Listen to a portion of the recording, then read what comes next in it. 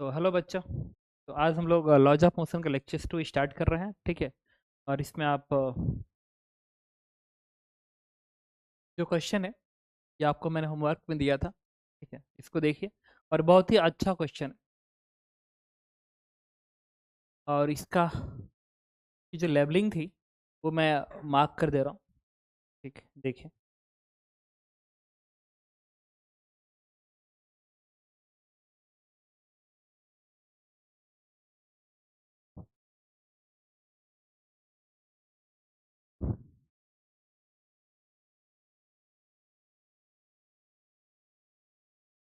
अच्छा इसकी लेबलिंग हमने आई थिंक नहीं दिया था, ठीक है। तो 1 सेकेंड, नहीं, हमने इसकी लेबलिंग दी थी 60%, मैंने लिखा था। ये क्वेश्चन 60% के लेवल पे था। और इसके बाद जो अगला क्वेश्चन मैंने दिया था ये भी मैंने 60% के लेवल पे लिखा था।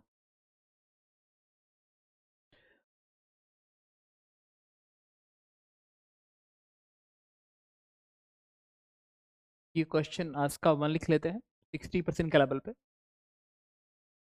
ये क्वेश्चन 2 कर देते हैं 60% के लेवल पे। इसके बाद क्वेश्चन नंबर 3 था, इसको भी मैंने 60% के लेवल पे कर दिया। इसके बाद ये क्वेश्चन 4 था, जो मैंने 60% के लेवल पे लिखा था। तो पहले शुरुआत यहीं से करते हैं, क्योंकि सारे क्वेश्चन अच्छे हैं, तो यहाँ से शुरुआत कर रहा हूँ। जैसे मैं अटेम्प्ट करूँगा, आपको ध्यान रखना है प्रोसेस वैसे ही लगाना है, ठीक है। अच्छा, और एक और चीज़ आपको बताना था कि जो आपने ये बताया था ना कि वो जो फ्रिक्शनल प्रॉब्लम था जिसमें मैं फ्रिक्शन पॉइंट 8 न्यूटन लिखना भूल गया था, ठीक है, सही में मैं भूल गया था। तो उसकी एफबीडी में 8 न्यूटन का फोर्स अपोजिट डायरेक्शन लगेगा ब्लॉक के मोशन के। फिर वो दो इक्वेशन दोनों सॉल्व करेंगे। तो सॉल्व करिएगा, आई थिंक मोस्ट प्रॉब्ली जो आंसर मैंने लिखा था ना वही आएगा, ठीक है। इसलिए क्योंकि वो ऑलरेडी मैं सॉल्व करके रखा होता पहले से, तो आंसर मैं डायरेक्ट लिखा था, कैलकुलेट नहीं किया था। हो सकता है कि शायद वही आंसर मैच करे, बट मेथड यही है कि जो मैंने लिखा था इक्वेशन, सारे इक्वेशन वही बनेंगे। बस 8 न्यूटन का फोर्स हमें अपोजिट लगाना है, ठीक है। Okay, in the given figure find the acceleration of the block A and B for the following cases. ये ये वर्टिकल वॉल है, 1 kg block, 1 kg block, mu 1 mu 2, 10 newton का फोर्स। जब भी आप दो ब्लॉक की प्रॉब्लम अटेम्प्ट करते हैं ना, पहला काम होता है फ्रिक्शन का प्रॉब्लम जब भी अटेम्प्ट करें, जहां फ्रिक्शन है वहां की लिमिटिंग वैल्यू पहले लिख लिया जाए। जैसे ए पार्ट में म्यू 1 0 म्यू 2 0.1 है, तो चलिए इसको सॉल्व करते हैं। तो ए पार्ट में अटेम्प्ट करने जा रहा हूँ। इसके लिए ब्लॉक मैंने बनाया, तो ये 0 है, म्यू 1 यहाँ का 0 है, तो यहाँ का फ्रिक्शन 0 होगा। तो यहाँ का फ्रिक्शन की लिमिटिंग वैल्यू 0 आएगी, F1 डैश लिख लिया। और यहाँ का फ्रिक्शन की लिमिट वैल्यू क्या आएगी, म्यू इज टू एन, यहाँ का म्यू इज टू एन। यहाँ का एन क्या होगा, अगर मैं ऐसे दिखाऊं N1, और यहाँ का दिखाऊं N2, तो ये सिस्टम इक्विलिब्रियम पे है। तो इधर से अगर 10 न्यूटन का फोर्स आप लगा रहे हैं, ये सरफेस इधर N1 लगाएगा, दोनों फोर्स बैलेंस होंगे। N1 किसके बराबर आएगा, 10 के बराबर आएगा। दूसरा, अगर आप इस पूरे सिस्टम की वीडियो बना दें, पूरे सिस्टम की वीडियो, तो यहाँ का फोर्स इंटरनल तरह से हो जाएगा, तो ये 10 न्यूटन और ये N2, तो फिर आपको N2 भी क्या मिलेगा, 10 न्यूटन ही मिलेगा। ओके, आपने सिर्फ इतने ब्लॉक की वीडियो बनाई, N1 इधर 10 इधर, दोनों बैलेंस के 10 आ गया। फिर आपने इस पूरे सिस्टम की एक साथ वीडियो बनाई, तो यहाँ का फोर्स इंटरनल तरह से क्या हो जाएगा, N2 10 के बराबर आ गया, ठीक। अब आते हैं लिमिटिंग वैल्यू लिखने, फ्रिक्शन की लिमिटिंग वैल्यू पहले केस का लिख रहा हूँ। तो पहले केस में ये पार्ट का म्यू 1 0 है, तो यहाँ का फ्रिक्शन 0 आएगा। यहाँ का म्यू 2 कितना है, 0.1 है, और ये म्यू 2 0.1 है। सेकेंड, इसको ना ज़्यादा अच्छा वर्ड था कि मैं, ये म्यू 1 है ना, तो इसको N1 जैसे लिख लो। ये म्यू 2 है, तो इसको N2 जैसे लिख लो। N1 N2 आपस में बराबर ही आएंगे, और 10 न्यूटन के बराबर आएंगे। तो यहाँ के लिमिटिंग फ्रिक्शन क्या होगा, म्यू 1 इंटू N1, म्यू 1 0 है तो 0 आएगा। यहाँ का म्यू 2 कितना है, 0.1, तो 0.1 इंटू N2 कितना है 10, तो 0.1 into 10 that is 1, that is 1। तो यहाँ का जो लिमिटिंग वैल्यू आएगी F1 डबल डैश वो आएगा 1 न्यूटन, और यहाँ पे फोर्स आपने लगा दिया है 10 न्यूटन का। अब ये बीडी बनाते समय ये 1 kg, ये भी 1 kg, तो ये वाला फोर्स आएगा 1 kg तो 10 न्यूटन, ये भी फोर्स आएगा 1 kg तो 10 न्यूटन। अभी मैंने बीडी बनाई है, जस्ट कुछ डेटा मैंने लिखा है और फिर समझने की कोशिश करेंगे। तो देखिए जब भी एक होता है सेफ जोन में काम करना और एक होता है, मैंने पहले क्वेश्चन लिखा उसी में आंसर आ गया और आंसर मैच कर गया, हम कहें कि बस हमको तो बहुत आता है। तो ऐसा नहीं है, एक्चुअल में आपको ना स्टेप बाय स्टेप बढ़ना होता है ताकि जब भी आपका आंसर आए तो ऐसा है कि एकदम वो सही हो। इसके लिए देखिए क्या होता है, सबसे पहले सिस्टम कैसा आता है, केसेस बनाते हैं। जैसे 4 केसेस पॉसिबल है। पहला केस कि दोनों ही ब्लॉक यहाँ पे रेस्ट पे रहे, कहीं मोशन ना हो, क्योंकि सिस्टम यही चाहता है। सिस्टम सबसे पहले ये चाहता है कि वो अपने आप को रोक के रखे, कहीं भी स्लिपिंग ना हो, ठीक है। दूसरे केस में क्या चाहता है कि वो कम से कम स्लिपिंग करे, तो सिस्टम इसके अकॉर्डिंग आगे बढ़ता है। तो पहला केस होगा कि दोनों ही ब्लॉक का एक्सेलरेशन 0 होगा, ठीक है, केस 1। केस 2 क्या हो सकता है कि दोनों ब्लॉक एक साथ जाएं, बॉटम यहाँ पे स्लिपिंग हो, ये दोनों एक साथ जाएं और यहाँ पे स्लिपिंग ना हो, ये दूसरा केस होगा। तीसरा केस क्या हो सकता है, तीसरा केस हो सकता है कि ये ना भागे, ये सिर्फ भागे। एंड चौथा क्या हो सकता है कि यहाँ भी स्लिपिंग हो और यहाँ भी स्लिपिंग हो। टोटल 4 केसेस पॉसिबल है अगर 2 ब्लॉक का है। इन 4 केसेस में एक एक करके आगे बढ़ेंगे। जो केस हमें वेरीफाइड हो गया, ठीक है, वो हमारा आंसर हो जाएगा। तो वेरीफाई का मतलब क्या होता है कि जो आप अगर मान रहे हैं कि इसके बीच में स्लिपिंग नहीं हो रही है, तो यहाँ पे जो स्टैटिक फ्रिक्शन आना चाहिए वो यहाँ की लिमिटिंग से कम होना चाहिए। तो कम हो गया तो आपका वेरिफिकेशन सही हो गया। और अगर यहाँ पे रिक्वायर्ड फ्रिक्शन दोनों को साथ चलाने के लिए लिमिटिंग से ज्यादा आ रहा है, तो दैट मीन्स उतना मिल नहीं सकता, नहीं मिल सकता तो दोनों ब्लॉक में क्या होगी, स्लिपिंग होगी, ठीक है। तो चलिए, तो सबसे पहला केस 1 बात करते हैं। केस 1 में मैंने माना कि दोनों ही ब्लॉक रेस्ट पे रहेंगे, बोथ इन रेस्ट। दोनों रेस्ट पे रहेंगे, इसका मतलब दोनों का एक्सेलरेशन क्या होना चाहिए, 0, ये होना चाहिए। केस 1 माना। क्या ऐसा पॉसिबल है? तो अब अगर मैं एक ही साथ दोनों को सिस्टम बना दूं, सिस्टम, तो देखिए ये वाला वेट कितना है 10 न्यूटन, ये कितना है 10 न्यूटन, और यहाँ का फ्रिक्शन इंटरनल की तरफ से गायब हो जाएगा और यहाँ पे फ्रिक्शन तो है ही नहीं है, देखिए है ही नहीं है। तो अगर यहाँ पे फ्रिक्शन नहीं है तो ये सिस्टम वाई डायरेक्शन में क्या रुक पाएगा, नहीं रुक पाएगा, तो भागेगा ही भागेगा। दैट मीन्स केस 1 आपका रॉन्ग हो गया। केस 2 पे आते हैं। केस 2 पे मैंने ये माना, ठीक है, कि दोनों ब्लॉक नीचे की ओर भागेंगे और सेम एक्सेलरेशन से भागेंगे, same acceleration. That means A1 बराबर A2 बराबर A मान लिया, दोनों का एक्सेलरेशन मैंने सेम मान लिया। अगर दोनों के सेम मान लोगे तो आप एक काम करते हैं, दोनों का सिस्टम बना लेते हैं ऐसे। तो यहाँ का 10 न्यूटन और यहाँ का भी आप 10 न्यूटन दिखाएंगे, और यहाँ का फ्रिक्शन इंटरनल तरफ से गायब है, यहाँ पे कोई फ्रिक्शन ही नहीं है, यहाँ पे कोई फ्रिक्शन ही नहीं है। और इस पे लिखेंगे F बराबर M है। तो टोटल फोर्स नीचे को कितना है 10 + 10 20 बराबर टोटल मास, इसका मास कितना था 1 kg 1 kg 1 kg and 1 kg। तो ये 1 kg 1 kg 2 kg इंटू ए, एक्सेलरेशन आ गया 10 मीटर पर सेकेंड स्क्वायर। लेकिन इसको वेरीफाई करना पड़ेगा, और ये वेरीफाई तभी होगा जब इसके बीच में स्लिपिंग ना हो।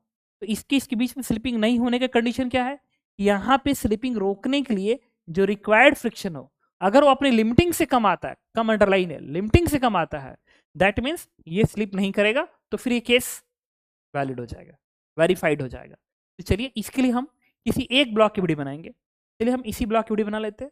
जब इस ब्लॉक की आप वीडियो बनाएंगे तो 10 न्यूटन आप ऐसे दिखाएंगे इस ब्लॉक की वीडियो में, और यहाँ का स्टैटिक फ्रिक्शन F ऊपर दिखाएंगे। अब लिखेंगे इस पे F बराबर M है नीचे की ओर, तो 10 - F बराबर, इसका मास क्या है 1 kg और एक्सेलरेशन क्या है 10 डाउनवर्ड, F क्या आ गया 0। 0 जो है वो यहाँ की लिमिटिंग जो कि 1 है उससे कम है, कम है दैट मीन्स वेरीफाई है। वो ये बताने की कोशिश कर रहा है कि इस ब्लॉक को नीचे को और इस एक्सेलरेशन को पाने के लिए यहाँ पे फ्रिक्शन होने ही नहीं चाहिए। तो क्या फर्क पड़ता है, फ्रिक्शन जीरो भी अटेंड कर सकता है, अपनी लिमिटिंग से कम कुछ भी अटेंड कर सकता है। दैट मीन्स ये सही हो गया। तो हमारा केस 2 वेरीफाई हो गया, केस 3 और केस 4 पे जाने की जरूरत ही नहीं थी। इसका मतलब दोनों ही ब्लॉक का एक्सेलरेशन क्या होना चाहिए, इक्वल होना चाहिए 10। तो मैं कहूंगा कि A1 and A2 is equal to 10 metre per second होना चाहिए, एंड दिस इज आंसर। तो ए पार्ट का जो आंसर होना चाहिए, दोनों का एक्सेलरेशन 10 होना चाहिए। दैट मीन्स ए का जो आंसर होना चाहिए दैट शुड बी स्मॉलर। ठीक है, अब आते हैं B part. Mu two zero है और म्यू वन 0.1 है। म्यू टू ये जीरो और ये 0.1 है, चेक करते हैं। इसके लिए मैंने क्या किया,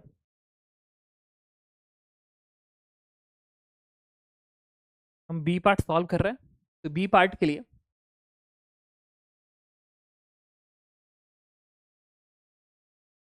ये कितना है,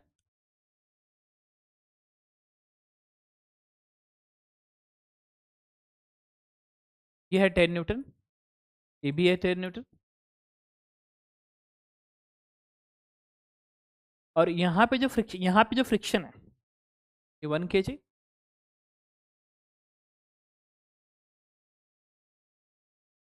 यहाँ का फ्रिक्शन, सॉरी ऑप्शन में क्या है, म्यू टू जीरो है, म्यू टू यहाँ पे जीरो, तो यहाँ फ्रिक्शन नहीं होगा। अब म्यू वन 0.1, यहाँ पे 0.1 है, दैट मीन्स यहाँ का फ्रिक्शन होगा 0.1 इंटू यहाँ का नॉर्मल रिएक्शन, क्योंकि N1 है 10, तो 0.1 इशू 10 1। ठीक है, तो ये हो जाएगा, यहाँ का जो लिमिटिंग फ्रिक्शन आएगा F1 डैश 1 न्यूटन है, और यहाँ का लिमिटिंग फ्रिक्शन F2 डैश ये 0 है।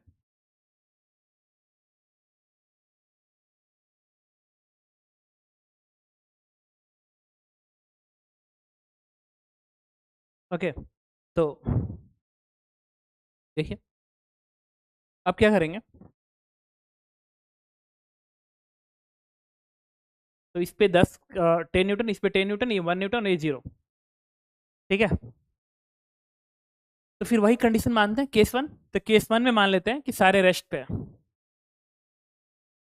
केस 1 पे सारे के सारे रेस्ट पे। फिर वही केस में एज्यूम कर रहा हूँ कि A1 बराबर A2 बराबर 0। तो मुझे ये बताइए, तो थोड़ा सा समझते हैं, ये कितने का था, 10 न्यूटन का था। अगर दोनों का एक्सेलरेशन 0 है तो इसी ब्लॉक से समझ में आ जाएगा। इस ब्लॉक की अगर एक बीडी में बनाऊंगा तो यहाँ पे फ्रिक्शन तो 0 है, तो 0 है, और ये है 10 न्यूटन। तो वाई डायरेक्शन में कोई और फोर्स आएगा इस ब्लॉक पे, नहीं आएगा ना, क्योंकि यहाँ पे फ्रिक्शन ही नहीं आने वाला है। तो 10, तो ये 0 मानना फिर गलत हो गया ना। दैट मीन्स केस 1 तो फिर भी अभी भी गलत है, रेस्ट पर ही नहीं सकता। केस 2 की बात करते हैं। तो केस 2 में हम लोग क्या करेंगे, इन दोनों ब्लॉक को का एक्सेलरेशन सेम मान लेंगे। सेम मान लिया, and that is a, same मान लिया। वेरीफाई करते हैं, तो पूरे सिस्टम पे एक सेम है, तो सिस्टम की बीडी एक साथ बना लेते हैं। ये वाला फ्रिक्शन कितना है, 1 न्यूटन का, और ये कितने का, 10 का है, और ये कितने का, 10 का है, और ये भी 10 का। ऐसे ये 10, ये 10, ये 10, और यहाँ का सिस्टम मान लिया इसलिए क्योंकि एक्सेलरेशन सेम माना था। अब इक्वेशन लिखेंगे इस पे, नीचे को डाउनवर्ड फोर्स क्या है, 10 प्लस 10 20 माइनस 1 बराबर टोटल मास 2 है इंटू एक्सेलरेशन ए। इसी ए कितना आ जाएगा, 10 में से 1 गया 19/2 मीटर पर सेकेंड स्क्वायर। अब चलो किसी एक ब्लॉक की एबीडी मान के यहाँ का फ्रिक्शन निकालते हैं, यहाँ का फ्रिक्शन निकालते हैं। तो ये यहाँ का जब फ्रिक्शन निकालेंगे ना, तो किसी भी ब्लॉक की वीडियो बना लेते हैं, इसी की वीडियो बना लेते हैं। तो 10 आप डाउनवर्ड दिखाएंगे, और स्टैटिक फ्रिक्शन पीछे की ओर दिखाएंगे। अच्छा, स्टैटिक फ्रिक्शन का डायरेक्शन जिधर मन करे उधर मानो, आंसर सेम आएगा। तो ये 10 न्यूटन इधर, यहाँ का फ्रिक्शन स्टैटिक ऊपर की ओर दिखा दिया, F बराबर M है।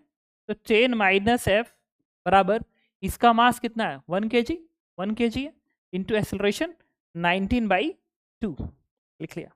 अब यहाँ से F कितना आ गया, 10 माइनस 19/2, ये आ गया 20, 1/2 0.5 न्यूटन। और ये 0.5 न्यूटन क्या अपने लिमिटिंग से कम है, तो अपने लिमिटिंग से कम है, क्योंकि यहाँ पे 1 सेकेंड, ये बीडी किसकी बनी थी, इस ब्लॉक की बनी थी ना। इस ब्लॉक की मैंने एबीडी यहाँ बनाई थी। तो यहाँ पे तो फ्रिक्शन ही नहीं है, दैट इज जीरो, तो जीरो से तो ज्यादा हो गया, दैट मीन्स केस टू गलत हो गया, केस टू रॉन्ग हो गया, केस टू रॉन्ग हो गया। अब हम बात करेंगे केस थ्री की। केस थ्री क्या था हमारा? केस थ्री ये था कि ये ब्लॉक रुका रहे और ये ब्लॉक नीचे की ओर भागे, सारे पॉसिबिलिटी केस, ये रुका रहे और ये भागे। उसके बाद अंतिम थर्ड केस, फोर्थ केस आएगा, उसमें दोनों कॉन्टैक्ट पे स्लिपिंग होगी। और ऑर्डर यही रखना, आपको यही रखना, पहला दोनों ब्लॉक रेस्ट पे रहेंगे, सेकेंड ऑर्डर क्या रखना है आपको, दोनों ब्लॉक एक साथ भागेंगे सेम एक्सेलरेशन से। तीसरा केस क्या मानेंगे आप, बॉटम, बॉटम, पहला केस क्या था, दोनों ब्लॉक रेस्ट पे रहेंगे, मतलब दोनों का एक्सेलरेशन जीरो। सेकेंड केस क्या है कि बॉटम पे स्लिपिंग होगी, दोनों ब्लॉक साथ जाएंगे, दैट मीन्स A1 बराबर A2 बराबर A, सिस्टम ऐसा ही चाहता है। थर्ड केस क्या है कि ये रेस्ट पे रहे और बीच में स्लिपिंग हो, मतलब इसका एक्सेलरेशन जीरो, इसके पास नॉन जीरो एक्सेलरेशन हो। और अंतिम केस ए भी भागे, मतलब दोनों जगह पे स्लिपिंग हो और दोनों का एक्सेलरेशन अलग अलग हो, अभी स्लिपिंग हो रही है दोनों जगह पे। यही चार केसेस में बढ़ना होता है। तो 1 2 तो मेरा फेल हो गया। केस थर्ड की बात करते हैं। केस थर्ड में ये रेस्ट पे रहे, ये वाला ब्लॉक रेस्ट पे रहे, तो ये कौन सा ब्लॉक था वैसे, ये ब्लॉक हमारा है A and B, A and B, ये ब्लॉक ए है, ये ब्लॉक बी है। इसका मतलब मैंने ब्लॉक ए का एक्सेलरेशन जीरो मानी है, क्योंकि ब्लॉक ए को मैं चाहता हूँ रेस्ट पे रहे। मुझे बताइए थोड़ा यहीं पे चेक कर लो ना, ए पे ए ऐसे ही गलत होने वाला है, क्योंकि ये फोर्स कितना है, 10 न्यूटन का फोर्स है, और ए और बी के बीच में फ्रिक्शन है ही नहीं, दिखाएंगे नहीं, और यहाँ का फ्रिक्शन 1 न्यूटन है, तो ये 1 न्यूटन ऊपर को दिखाएंगे, ऐसे 1 न्यूटन ऊपर को दिखाएंगे, तो 10 न्यूटन या 1 न्यूटन, तो ये रेस्ट पर रहेगा क्या, नीचे भागेगा नहीं, ऑफकोर्स भागेगा। ठीक है, दैट मीन्स केस थ्री भी गलत हो गया, बस एक ही केस पॉसिबल है, and that is case four. Case four, तो केस फोर को बताने जा रहा हूँ। केस फोर में क्या है कि दोनों का एक्सेलरेशन बेसिकली अलग अलग है, मैं ये बताने की कोशिश कर रहा हूँ। तो अब यही, अब तीन केस वैलिड हो गए, तो चौथे केस को सही होना ही होना है, उसको तो फिर गलत होने का कोई चांस ही नहीं है, सही होना ही होना है। तो अब इसको समझना पड़ेगा, देखिए क्या, थोड़ा सा कॉमन सेंस लगाना, यहाँ फ्रिक्शन नहीं है, यहाँ पे नहीं है, तो इस ब्लॉक के मोशन को वाई डायरेक्शन में कोई रजिस्ट कर पाएगा, इसके मोशन को कोई नहीं रजिस्ट कर पाएगा, ये नीचे को तेजी से भागेगा क्योंकि यहाँ पे फ्रिक्शन नहीं है। लेकिन इसके मोशन को जब ये नीचे को जाएगा तो यहाँ का फ्रिक्शन रजिस्ट करेगा। दैट मीन्स ब्लॉक बी की अगर मैं एबीडी बनाऊँ तो सिर्फ 10 न्यूटन ऐसे दिखाऊंगा, और क्या मुझे यहाँ पे फ्रिक्शन दिखाना चाहिए? नहीं, जब फ्रिक्शन ही नहीं है तो क्यों दिखाओगे? अब इसे लिखेंगे F बराबर एम है, तो 10 बराबर मास इसका 1 kg into acceleration of B, इससे ए बी की वैल्यू क्या आ गई, 10 मीटर पर सेकेंड स्क्वायर आ गई। अब हम बनाएंगे ब्लॉक ए की एबीडी। जब आप ब्लॉक ए की एबीडी बनाएंगे ए की, तो 10 न्यूटन ऐसे है, और यहाँ का फ्रिक्शन 1 न्यूटन होगा, ऊपर की ओर दिखाएंगे यहाँ पे 1 न्यूटन, और यहाँ पे तो कोई फ्रिक्शन ही नहीं है, कोई है ही नहीं है। अब यहाँ लिखेंगे बराबर है में, तो 10 माइनस 1 बराबर 1 इंटू एक्सेलरेशन ऑफ ए, यहाँ पे ए का एक्सेलरेशन क्या आ गया, 9 मीटर पर सेकेंड स्क्वायर आ गया। इस तरीके से मैंने ब्लॉक ए और ब्लॉक बी का एक्सेलरेशन, ब्लॉक ए का 9, तो ब्लॉक ए का 9 है, तो ब्लॉक ए का 9 है, एंड ब्लॉक बी का 1 सेकेंड, ब्लॉक ए का 9 एंड ब्लॉक बी का 10, ब्लॉक ए का 9 ब्लॉक बी का 10, ब्लॉक ए का 9 एंड ब्लॉक बी का 10, क्यू है, दैट मीन्स बी का आंसर क्या होना चाहिए, क्यू होना चाहिए। अब आएंगे सी पे, पॉइंट 1 एंड 1, पॉइंट 1 एंड 1, तो पॉइंट 1 एंड 1, देखो अच्छा क्वेश्चन है, पॉइंट 1 एंड 1, उसी तरीके से बना लेंगे ऐसे ए एंड बी, तो point 1 and 1, point 1 mu 1 point 1 है, ये पॉइंट 1 है, और म्यू 2 1 है, तो यहाँ का फ्रिक्शन क्या आएगा, पॉइंट 1 इंटू एन 1 न्यूटन, और यहाँ का फ्रिक्शन क्या आएगा 1:10, तो यहाँ का 10 और यहाँ का 1, 10 और 1 एंड 10, यहाँ का 1 आएगा, यहाँ का 10 आएगा ना, म्यू 2 कितना है 1, 10 आएगा, 1 10, 1 10, 1 एंड 10, तो यहाँ का फ्रिक्शन की लिमिटिंग वैल्यू आएगी 1, और यहाँ का फ्रिक्शन की लिमिटिंग वैल्यू आएगी 10। अब उसी तरीके से हम इसका फोर्स पे क्या था, 10 न्यूटन था, यहाँ का भी 10 न्यूटन है। तो केस ए मतलब फर्स्ट केस मैंने क्या माना था कि एक्सेलरेशन दोनों का जीरो हो। देखो जीरो, तो क्या जीरो होगा, सिस्टम से समझ में आ जाएगा। अगर आप सिस्टम के वीडियो बनाएंगे ना, ऐसे सिस्टम के वीडियो बनाएंगे तभी समझ में आएगा कि ये नहीं हो सकता, क्योंकि ये भी 10 है, ये भी 10 है, और यहाँ का फ्रिक्शन क्या है, 1 है। तो ये 10 10 20, ये इंटरनल तरफ से गायब, तो 10 10 20 ऊपर 1, तो एक्सेलरेशन नॉन जीरो होगा। दैट मीन्स ये केस इनवैलिड है। तो केस 2 पे आते हैं। केस 2 आपका क्या है, जो केस 2 है वो है आपका कि A1 is not equal to, sorry, A1 बराबर A2, और दोनों नॉट इक्वल टू जीरो है, मतलब दोनों भाग रहे हैं एक साथ, और बॉटम पे यहाँ पे स्लिपिंग हो रही है। तो अगर यहाँ पे स्लिपिंग हो रही है तो इसको हम सिस्टम बना लें उसी तरीके से जैसे केस 1 में मैंने बनाया था। और यहाँ पे क्या दिखाया, 10, यहाँ पे भी आप 10 दिखाएंगे, और यहाँ का फ्रिक्शन क्या है, 1, आप ऐसे ऊपर को दिखाएंगे। नेट फोर्स डाउनवर्ड 10 + 10 20 - 1, 20 - 1 बराबर टोटल मास 1 1 2 2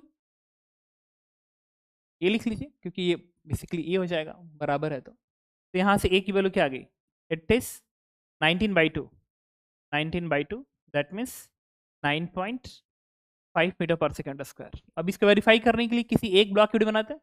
चलिए यहीं का तो फ्रिक्शन चाहिए जो लिमिटिंग से कम हो, तो बी के वीडियो बनाते हैं। जब बी के वीडियो बनाएंगे, ये 10 आप ऐसे दिखाएंगे, और स्टैटिक फ्रिक्शन आप ऊपर को दिखाइए। ये 10 स्टैटिक फ्रिक्शन मैंने ऊपर को दिखाया, लिखेंगे एफ बराबर है में। तो 10 माइन, अच्छा फ्रिक्शन स्टैटिक है तो डायरेक्शन जिधर मन करे आप उधर मानिए, आंसर सही आता है। अगर प्लस आता है तो डायरेक्शन सही माने है, मैग्नीट्यूड वही रहेगा। और अगर माइनस आता है तो जो आपने डायरेक्शन माना है वो उल्टा हो जाएगा और मैग्नीट्यूड वही रहेगा। तो स्टैटिक फ्रिक्शन डायरेक्शन आपको जिधर मन करे उधर मानिए। यहाँ आप लिखेंगे 10 - F बराबर मास कितना इसका 1 kg इंटू एक्सेलरेशन क्या है 19/2, 9.5। तो यहाँ से F की वैल्यू आ गई 0.5, एंड 0.5 ये यहाँ की वैल्यू है, और यहाँ की लिमिटिंग वैल्यू देखिए क्या 10 है, that means it is less than 10। That means case 2 क्या है, सही हो गया। अगर केस 2 सही हो गया दैट मीन्स आपका आंसर क्या आना चाहिए, 9.5 ही आंसर आना चाहिए। ठीक है, इसका मतलब ये आपका सही आंसर है 9.5। तो फिर दोनों का एक्सेलरेशन 9.5 होना चाहिए, दोनों का एक्सेलरेशन 9.5। तो सी जो है, सी सी का जो आंसर आएगा वो पी आएगा। ठीक, आप समझ गए होंगे। इसके बाद आते हैं हम लोग डी पे। ये 1 है और ये 0.1 है, 1 एंड 0.1, 1 एंड 0.1। 1 का मतलब यहाँ पे 10, यहाँ पे 1, उल्टा हो जाएगा। ये ये जो केस है ना, ये 10 इधर 1 इधर हो जाएगा। तो ये जो केस था, डी केस मैं बता रहा हूँ, ये केस था सी, ये केस था बी, ये ए है। डी पे ये इस तरीके से है, ए बी है 10 न्यूटन का, ए बी है 10 न्यूटन का, एंड ये 1 था, ये 10 ना, तो ये 10 हो गया, ये 1 हो गया, उल्टा हो गया, 10 एंड 1। तो यहाँ का 10 हो गया और यहाँ का 1 हो गया। अब इसमें भी पहला केस हम क्या मानेंगे, जो केस 1 मानेंगे ये मानेंगे कि स्लिपिंग कहीं नहीं हो, सॉरी स्लिपिंग कहीं नहीं हो रही है। अगर कहीं नहीं हो रही है तो सिस्टम की वीडियो बना लेते हैं। सिस्टम की अगर वीडियो बनाते हैं ऐसे, तो ये आप फ्रिक्शन दिखाएंगे, ये आप 10 दिखाएंगे, ये भी आप 10 दिखाएंगे, ये 20 हो गया। जबकि इसको सिस्टम को रोक के रखना तो यहाँ पे 20 चाहिए, यहाँ पे 20 चाहिए, लेकिन यहाँ पे मैक्सिमम 10 मिलेगा, मैक्सिमम 10 मिलेगा। दैट मीन्स ये केस रॉन्ग हो गया। अब केस 2 की बात करेंगे। केस 2 में हम लोग क्या करेंगे कि दोनों सिस्टम का एक्सेलरेशन सेम मान लेंगे, A1 बराबर A2 बराबर A मान लेंगे, मान लिया। अब सिस्टम की वीडियो बनाते हैं। जब सिस्टम की वीडियो बनाएंगे, ये आप 10 दिखाएंगे, इसको भी आप 10 दिखाएंगे, और यहाँ का फ्रिक्शन स्टैटिक, स्टैटिक रहा, स्लिपिंग हो रही है ना, तो स्लिपिंग हो रही है, तो इसका मतलब इसको आप 10 मान लीजिए, स्लिपिंग हो रही है तो 10 मान लिया। ठीक है, अब F बराबर में लिखें, आई थिंक आप समझ जरूर रहे होगी इस बात को। F बराबर में तो 10 + 10 - 10, तो 20 - 10 बराबर मास इंटू एक्सेलरेशन। इससे ए की वैल्यू क्या आ गई 5। अब किसी भी एक ब्लॉक की वीडियो बनाते हैं। चलिए इस ब्लॉक की वीडियो बना लेते हैं, इसलिए क्योंकि यहाँ अगर हम आप माने हैं कि दोनों कैसे सेम है तो यहाँ का फ्रिक्शन स्टैटिक नेचर का होना चाहिए।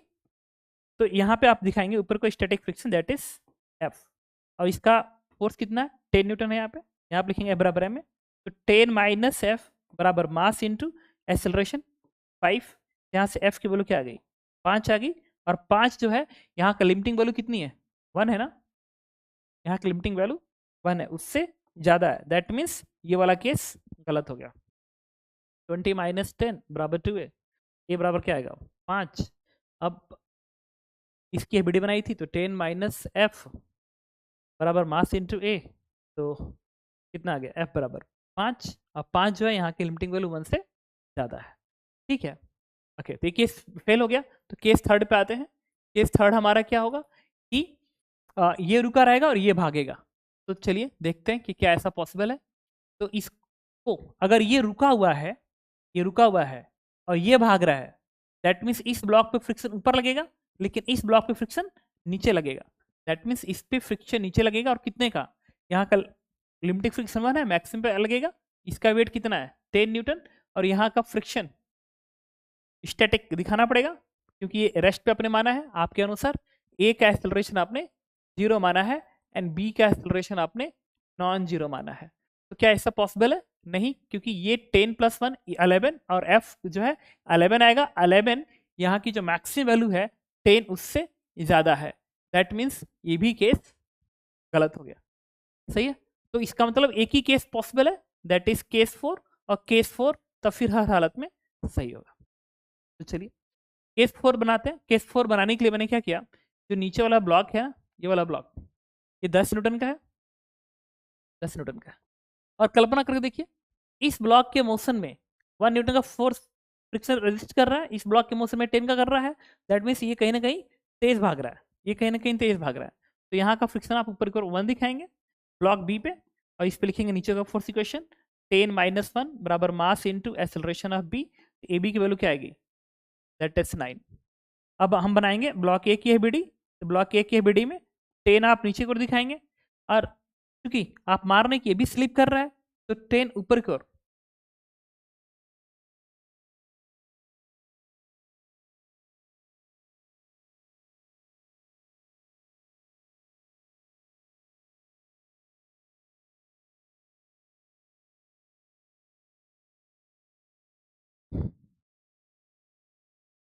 अच्छा, इसमें ये सारी चीजें है ना समझना पड़ गया।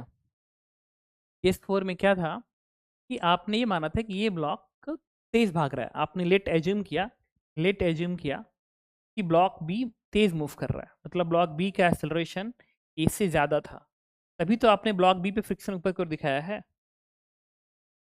तो अगर ऐसा हुआ, इस पे 1 ऊपर तो इस पे 1 नीचे, सही है। और ये फ्रिक्शन कितना है 10 का, तो 10 किधर काम करेगा, ऊपर की ओर काम करेगा, ऐसे, सही है। और देखो यहाँ पे स्लिपिंग हो रही है, इससे भी कितना आएगा 10 प्लस 1 11 माइनस 10 बराबर मास इसका 1 kg into acceleration a of a, तो यहाँ से ए ऑफ ए की वैल्यू कितनी आ गई 1 मीटर पर सेकेंड स्क्वायर आ गई। अच्छा, अब एक चीज़ ना कई बार बच्चों के दिमाग में आता है ना कि सर कैनेटिक फ्रिक्शन डायरेक्शन किसी पे लिखना हो तो कैसे दिखाया जाए, ठीक है। तो देखिए, जब चूंकि चौथे केस में आप जा गए हैं और आपको क्लियर पता चला है कि यहाँ भी स्लिप करना है, यहाँ भी स्लिप करना है, तो कौन तेज भागेगा ये आपको समझना पड़ेगा पहले।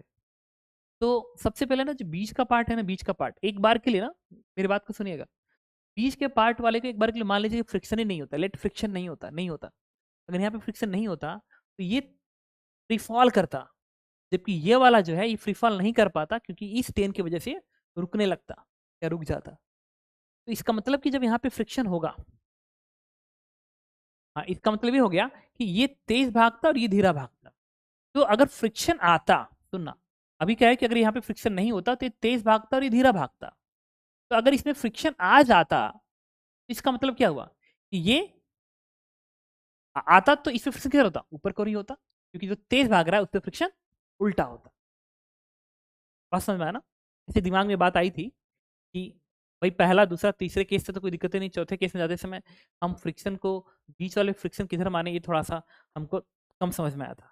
इसको निकालने का हमारे पास ना कई तरीके थे, 2 तरीके हैं। एक एक स्पेशल तरीका केसेस है, जैसे आपने माना था, एक बार देखिएगा इसको, केसेस में आपने माना था ना कि दोनों ब्लॉक का एक्सेलरेशन सेम है। अभी ये समझाएगा, देखिए दोनों ब्लॉक का एक्सेलरेशन सेम है, जब दोनों ब्लॉक ऐसे सेम आना तो जो बीच का फ्रिक्शन आया वो 5 आया, ऊपर को आया, ऊपर को आया। तो ये भले ही फेल हो गया, लेकिन ये फेल होते होते ना एक अच्छी बात बता के जाता है कि ठीक है, हमें इन दोनों को साथ ले जाने के लिए यहाँ पे 5 का फ्रिक्शन चाहिए ऊपर की ओर, लेकिन नहीं दे पा रहा हूं, मैं 1 का ही दे सकता हूं, कोई बात नहीं। नहीं दे पा रहा है तो जितना हो सकता उतना ही देगा, तो 1 का ही देगा। और किधर देगा? ऊपर को देगा, क्योंकि प्लस वैल्यू आई। तो यहां से भी बातें समझ में आ जाती। ठीक है। दूसरी चीज, इसके अलावा भी कभी कभी अगर आप चाहो कि आपको डायरेक्ट समझना हो कि फ्रिक्शन अगर उसमें डायरेक्शन कैनेटिक का देखना हो तो किधर होना चाहिए, तो आप ऐसे भी सोच सकते हो कि मान लो कि यहाँ पे फ्रिक्शन है ही नहीं है, फिर इसका एसेलरेशन देख लो, इसका देख लो, जो तेज एसेलरेट होगा उसके उल्टा फ्रिक्शन काम करेगा जब फ्रिक्शन आएगा, तो जो धीरा भागेगा उसके सपोर्ट में काम। जब आपने यहाँ फ्रिक्शन का एब्सेंट कर दिया तो ये 10 से भाग रहा था, एसिलेट हो रहा था, और ये 10 - 10 ये रुका हुआ लग रहा है, तो ये तेज भाग रहा है, दैट मीन्स फ्रिक्शन इस पे ऊपर होगा, इस पे फ्रिक्शन नीचे होगा। तो दैट इज ए का एक्सेलरेशन 1 आएगा और बी का एक्सेलरेशन 9 आएगा। ए का 1, ए का 1 सेकेंड पहले ए कौन सा, पहले ये तो देख लें। ए हमारा ए का, अच्छा ये ए है बेसिकली, दिस इज ए, ये ए है, तो ए का एक्सेलरेशन 1 आ जाएगा, और बी का जो एक्सेलरेशन होगा वो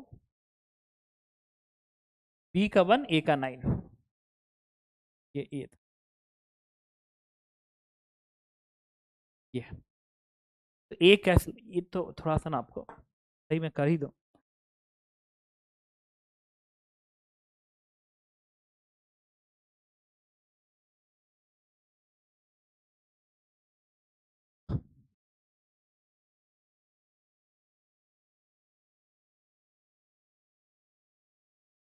ये था, ये वाला ब्लॉक ए था आई थिंक, ये ब्लॉक बी था, है ना?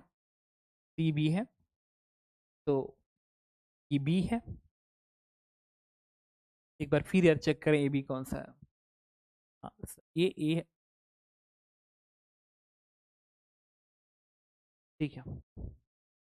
तो ये जो ब्लॉक बी था वो ये था ना, तभी तो 10 नीचे ऊपर 1 दिखा है। ठीक है, और ये आपका ब्लॉक ए था, ये ए है, दैट इज दिस वन। ठीक है। और जो एजम्पशन को जो वेरीफाई मैंने किया था उसको हालांकि लिखने की जरूरत नहीं है, क्योंकि आपको समझ में आ गया वेरिफिकेशन से। ठीक। तो ए का 1 बी का 9, ए का 1 बी का 9, ए का 1 बी का 9, ए का 1 बी का 9, इसका मतलब एस का आंसर, एस कह रहे हैं, डी का आंसर एस है। इस तरीके से मैं ये मैट्रिक्स मैच है, इसका मैंने आपको आंसर दिया। एक बार मैं आंसर को वेरीफाई कर लो। ठीक है, कि इसका आंसर हमने क्या दिया आपको।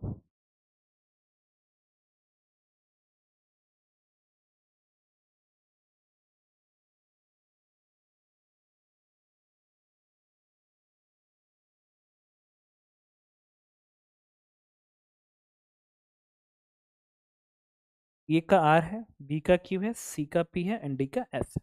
ओके, तो आप समझ गए होंगे। इसके बाद आते हैं हम लोग जो नेक्स्ट क्वेश्चन है उस पर, वो है ये दिस वन। और ये भी एक प्यारा क्वेश्चन है। ठीक है, ये सारी चीज़ों से आपको सीखना होगा कि फ्रिक्शन एलएलएम के क्वेश्चंस कैसे अटेम्प्ट करते हैं। तो देखिए, an arrangement of the masses and pulley is shown in the figure. String connected mass A and B with the pulley are horizontal, and all pulleys and string are light. The friction coefficient between the surface and block is 0.2, and block A and B is 0.7. The system is released from rest. The magnitude of the acceleration of the system is itna, and there is no slipping between itna. The magnitude of friction between this, the acceleration of block C, the tension in the string इतना। ठीक है, तो एक काम करते हैं, इस block की एबीडी बनाते हैं। सबसे पहला काम ना, जहाँ पे फ्रिक्शन होता है उसकी लिमिटिंग वैल्यू लिखते हैं। तो ऊपर का F1 कितना आएगा, 0.7 है ना, तो 0.7 इंटू 6 इंटू जी, तो 7×6 = 42, ये 42 आएगा। और यहाँ का फ्रिक्शन कितना आएगा, ये 0.2 है, लिमिटिंग वैल्यू लिख रहा हूँ, F1 डैश, F1 डैश है। F2 डैश कितना आएगा, 0.2, अच्छा 3 9 दूनी 18, ये 18 न्यूटन का आ गया। ये फ्रिक्शन की लिमिटिंग वैल्यू लिख ली। अब क्या करेंगे, अब ये 1 जी का फोर्स नीचे को लगेगा, 10 न्यूटन दिखा दिया। यहाँ का भी 6 दिखा दिया, 60 न्यूटन। ठीक है, अब एक काम करते हैं ना, देखिए टेंशन के साथ साथ ये आप चाहो तो कर सकते हो। ठीक है, या बेटर वे है पता है क्या, इस रस्सी को ना सीधा कर दो, ऐसे सीधा कर दो, तो आपको ये क्वेश्चन ना एकदम सिंपल फॉर्मेट में कन्वर्ट होता नजर आएगा। रस्सी को सीधा करते हैं, तो जब रस्सी को सीधा करेंगे ना, तो ये यही क्वेश्चन था। ठीक है, तो ये 60 था, पर फिर लिख लेते हैं ये 1 था 10 न्यूटन का, और यहाँ का आया था 42, और यहाँ का फ्रिक्शन आया था F2 डैश। दो है 6 3 9 2 18 18। अब रस्सी को मैं सीधा कर रहा हूँ, तो रस्सी को सीधा करेंगे। अदरवाइज पता है क्या, फिर इसका टी या पुलिंग का डायरेक्ट हेल्प से भी आंसर आ जाएगा, ऐसा नहीं कि नहीं आएगा, बट सीधा करना ना ज़्यादा अच्छा लगेगा। रस्सी को सीधा कर लीजिए, क्वेश्चन की एनालिसिस ज़्यादा ईजियर हो जाती है, तो ऐसा हो जाएगा, तो ब्लॉक प्रॉब्लम जैसा तरीके से। तो 6 kg 3 kg,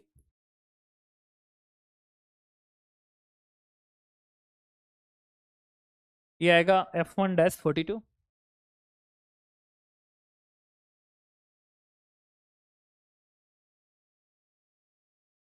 F2 डैश 18।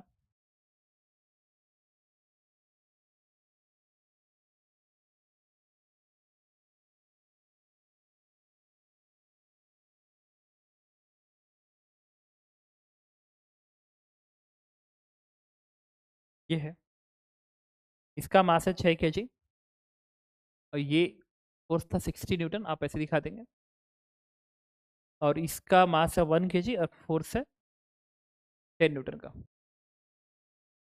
अब इसमें पॉसिबल केसेस क्या बन सकती हैं? पॉसिबल केसेस, पहला पॉसिबल केस है कि पूरा सिस्टम रेस्ट पे रहे, जैसे मैंने कहा था आपको।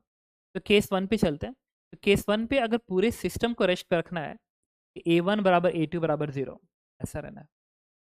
तो देखिए, तो अगर इसको 0 पे रखना है पूरे सिस्टम को, तो रह सकता है क्या? नहीं।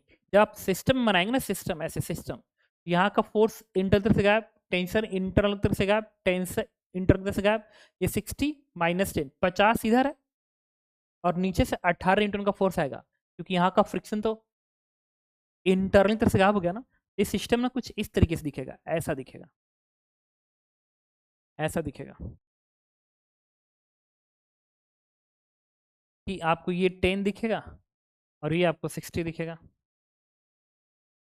ठीक है, और अब देखिए पूरे सिस्टम पे 60 माइनस 10 50 न्यूटन इधर है, जबकि यहाँ से स्टैटिक फ्रिक्शन बस आएगा, तो ये एफ की वैल्यू कितनी आएगी?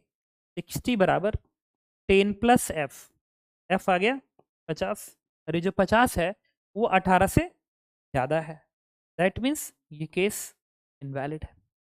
तो अगली पॉसिबिलिटी क्या हो सकती है? अगली पॉसिबिलिटी हो सकती है कि इन दोनों के बीच में स्लिपिंग ना हो, दोनों साथ साथ जाए। तो केस 2 में मान रहा हूँ, तो केस 2 के लिए मैंने क्या किया कि दोनों का एक्सेलरेशन, दोनों का क्या मतलब, इन सब का एक्सेलरेशन मैंने बराबर मान लिया, मतलब ये मैंने बराबर मान लिया ए के बराबर। तो पूरे सिस्टम पे की एफबीडी फिर बना लेते हैं। जब सिस्टम की आप एफबीडी बनाओगे ऐसे, तो ये वाला आप ब्लॉक पे 60 दिखाएंगे ऐसे फोर्स, सिमिलरली इस वाले पे एक ब्लॉक लगा हुआ है जिस पे आप 10 ऐसे दिखाएंगे, और चूंकि ये 60 10 से ज़्यादा है तो सिस्टम इधर भागेगा। तो यहाँ पे फ्रिक्शन है कितने का? दिस फ्रिक्शन इज 18 का कैनेटिक फ्रिक्शन आ जाएगा, और इसके बीच में कोई स्लिपिंग नहीं है, तो इंटरनल तरफ से फ्रिक्शन गायब हो जाएगा और सिस्टम ऐसे भागेगा। तो सिस्टम पे नेट फोर्स क्या होगा? 60 माइनस 10 माइनस 18 बराबर 60 माइनस 10 18 बराबर total mass.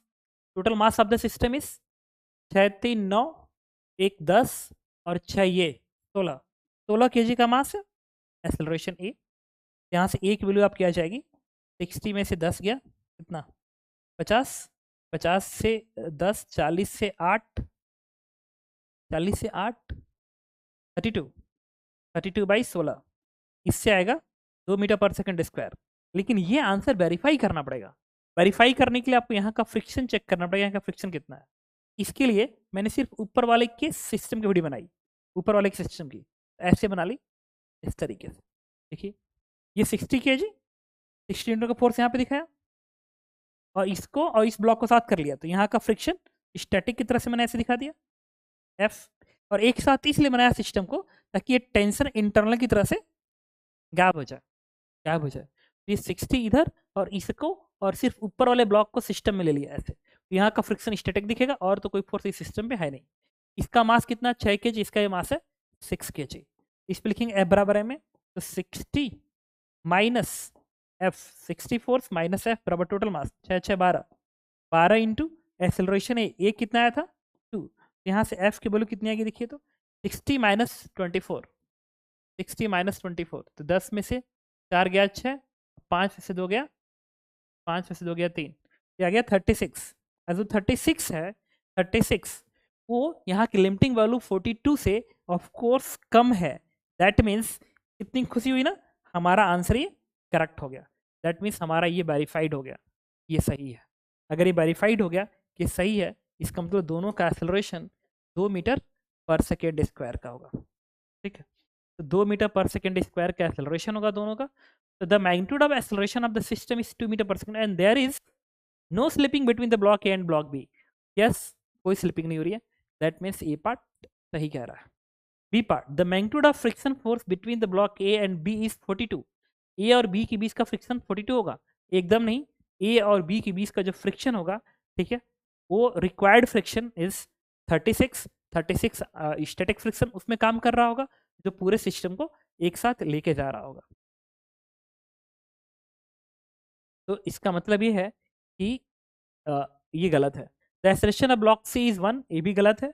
The tension in string connected between block B and D, B और डी के बीच में जो रस्सी है उसका टेंशन बताइए। कुछ नहीं, यहाँ का टेंशन टी दिखा दीजिए, इस पे फोर्स इक्वेशन लिख दीजिए। कितना आप फोर्स इक्वेशन लिखेंगे, 10 माइनस टी, 10 माइनस टी बराबर, अच्छा सिस्टम इधर भाग रहा है, ऐसे भाग रहा है, 60 था ना, सिस्टम ऐसे भाग रहा है, तो टी में से 10 घटाइए। तो टी में से 10 घटाया, मास 1 kg और एक्सेलरेशन था 2 ना, एक्सेलरेशन 2 था। टी माइनस 10 बराबर मास इंटू एक्सेलरेशन, इससे टी की वैल्यू क्या आ गई 12 न्यूटन। इसका मतलब उन्होंने ये एकदम सही कहा है। इसका आंसर हो गया ए एंड डी पार्ट। ठीक है, तो ये इसका करेक्ट आंसर था। एक बार मैं फिर इसको वेरीफाई कर लो, तो A and D, yes of course A and D इसका आंसर है। इसके बाद आते हैं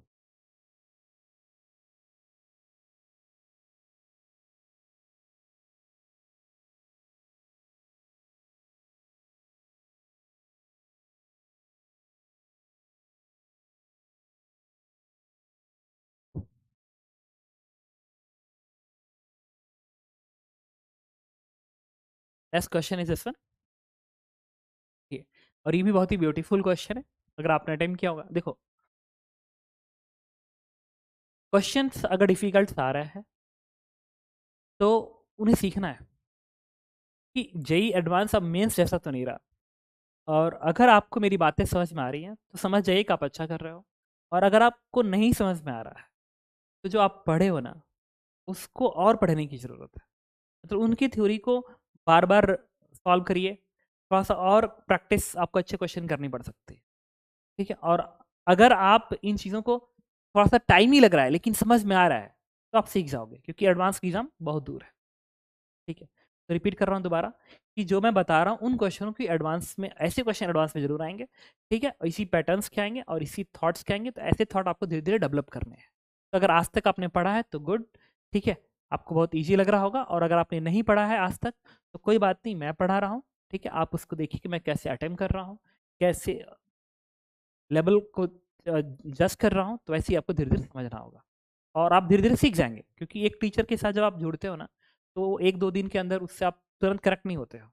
उसकी फ्रीक्वेंसी को, चीज़ों को पकड़ने में थोड़ा सा टाइम लगता है। ठीक है, डिपेंड करता है कि लेवल किस लेवल पे वो टीचर चल रहा है।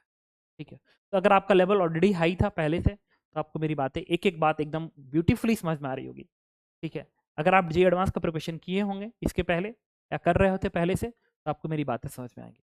और अगर आप उससे लो लेवल पे हैं तो आप मेरे साथ लगिए, हम धीरे धीरे सीख जाएंगे जी एडवांस, और एकदम सीख जाएंगे जी एडवांस। ठीक है, कह रहा है इन द फिगर्स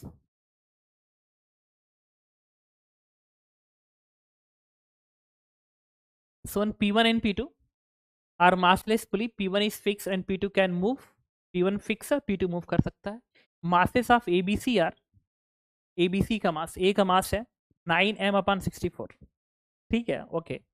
बी का मास दिया गया, all contact frictionless string is इतना, 10 इनवर्स इतना, थीटा की वैल्यू दी गई है। Find the acceleration of the block C, इसका एक्सेलरेशन पूछ रहा है। तो चलिए इसका इसकी पहले तो एबीडी बना लेते हैं। एबीडी बनाते समय सी का मास दिया गया है एम, तो ये बनेगा एम जी, और इसका एक्सेलरेशन मैंने ए वन मान लिया, ए वन मान लिया। ठीक है, थोड़ा सा यार समझना पड़ेगा बातों को। मुझे बताइए, अगर इसका एक्सेलरेशन नीचे हुआ ना तो ये सीधे ऊपर उठ जाएगा, नहीं? सब परेशान होने की जरूरत नहीं है। ठीक है यार, अभी बहुत दूर है एडवांस के एग्जाम, तो साथ साथ चलेंगे ना, सीख जाएंगे, श्योर सीख जाएंगे। अगर आपको समझ में आ रही होगी तो ठीक है, नहीं समझ में आ रहा तो भी आप मैसेज जरूर करिएगा कि सर हमें थोड़ा सा ना लो लेवल और लेके चलो, तो मैं और क्वेश्चन थोड़ा सा इंसर्ट करने की कोशिश कर दूंगा, थोड़ा सा और इजियर क्वेश्चन डालो। बट ये सब भी इजी है यार, मतलब इजी है, मतलब जिन क्वेश्चन को खूब आराम आराम से सॉल्व कर रहा हूँ तो इजी है, और जिससे मैं खुद दिक्कत हो रही है वो डिफिकल्ट है, तो उसका मतलब ये नहीं कि मैं मुझसे नहीं हो रहा है तो एडवांस में। एडवांस में ऐसे बहुत सारे क्वेश्चन मान के चलो 5-6% तो ऐसे आते ही हैं, तो बहुत डिफिकल्ट होता है। चलिए देखते हैं। तो ऐसा तो नहीं होना चाहिए, और इसके लिए ना इन्होंने दिया भी, देखिएगा बी का जो उन्होंने मास दिया है ना, 2m दिया है, 2m m से भी ज़्यादा है, 2m जो है इस m से ज़्यादा है। तो सुनना तो थोड़ा सा, अगर मान लीजिए नहीं भागता, सिस्टम नहीं भाग रहा होता, जो दिमाग में आ रहा है ना वो पता है क्या आ रहा है, इसका कोई काम है, तो इसका काम क्या होगा, जब इसको इधर धक्का मारेगा ये इधर जाएगा, ये ऊपर जाएगा, ये ऐसा होना चाहिए। नहीं, ऐसा थोड़ी कि ये नीचे जा रहा है तो इस पुली इसके वजह से ऊपर चला गया तो ये क्या करेगा, वहां पर बैठा रहेगा क्या? ठीक है, तो दिमाग खा रहा है कि नहीं, अगर उसका यूज है तो ऐसा ही होना चाहिए कि इसको नीचे आना चाहिए, इसको इधर जाना चाहिए। अभी थोड़ा इसको ना वेरीफाई कर लेते हैं कि नीचे आएगा कि नहीं आएगा, ठीक कैसे आएगा। इसका मास क्या है, इसका मास है 2m, इसका मास m, अगर इसका मास m हो m है, अब मान लीजिए नहीं भागता, मान लीजिए नहीं भागता, सोच रहा हूँ तो क्या फर्क, सोचने में क्या जाता है, मान लीजिए नहीं भागता, तो अगर ये mg है, ये नहीं भागता तो टेंशन mg होता, ये mg, ये mg, mg का आधा, mg का आधा इसमें हो जाता भाई, ये mg इसमें, तो इसमें mg का आधा, mg का आधा, इसमें mg का आधा, लेकिन इसका तो 2m है ना, ये नीचे धक्का दे देगा, वेरीफाइड हो गया, ये इसको धक्का मारेगा इधर भागेगा। दैट मीन्स ये जो हम मान रहे हैं ना a1, ये a1 नीचे को ना होके ऊपर को होना चाहिए, ये ऊपर को होना चाहिए, और ये इसको मैंने a2 मान लिया, इसको a2 मान लीजिए, और इसका एक्सेलरेशन मैंने a3 मान लिया। अब देखिए, चलिए एबीडी बनाते हैं, तो यहाँ का टेंशन टी दिखाता हूँ, यहाँ का T T T T T T T T आएगा, तो टी टी टू टी, यहाँ पे बनेगा 2t, इस पे फोर्स इक्वेशन क्या बनेगा, 2t माइनस एम जी बराबर m/a1, लिख लिया। अब इस ब्लॉक की एबीडी बनाना पड़ेगा, इस ब्लॉक की एबीडी में आप n किधर दिखाएंगे, इस ब्लॉक की एबीडी में n आप ऊपर को दिखाएंगे ऐसे, इसको मैं एबीडी अलग ही बना लेता हूँ क्योंकि कहीं आप उससे परेशान ना हो जाए, इसको मैं ऐसे दिखा रहा हूँ, इसकी एबीडी टी आप ऊपर को दिखा रहा है, इसका वेट 2mg है, नीचे को दिखेगा, और यहाँ का नॉर्मल रिएक्शन ऐसे को दिखेगा, और इस पे जो नॉर्मल होगा ना वो वर्टिकल से वही एंगल बनाएगा जो ये वाला इंक्लाइन हॉरिजॉन्टल से बनाता है। दैट मीन्स ये एंगल क्या होना चाहिए, थीटा। अब इसका एक्सेलरेशन आपने किधर माना है, a2, तो इस पे लिखेंगे F बराबर m है, ये बनेगा आपका 2mg माइनस टी माइनस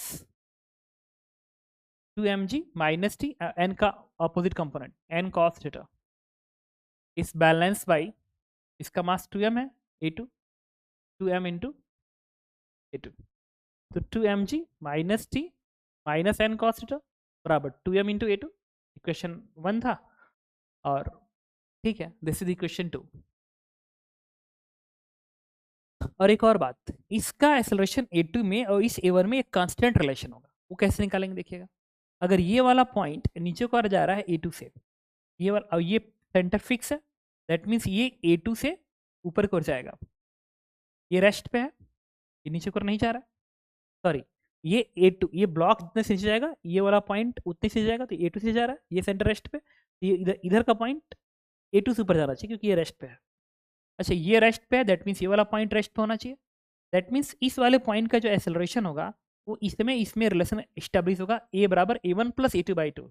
इसका जीरो है, इसका जीरो है, इसका क्या है A2 है, इसका आधा कर दे, A1 प्लस A2 का आधा बराबर इसके सेंटर का एक्सेलरेशन, पूरी का सेंटर, इसका सेंटर इससे डायरेक्ट जुड़ा हुआ है A1 से, ये बन जाएगा A1।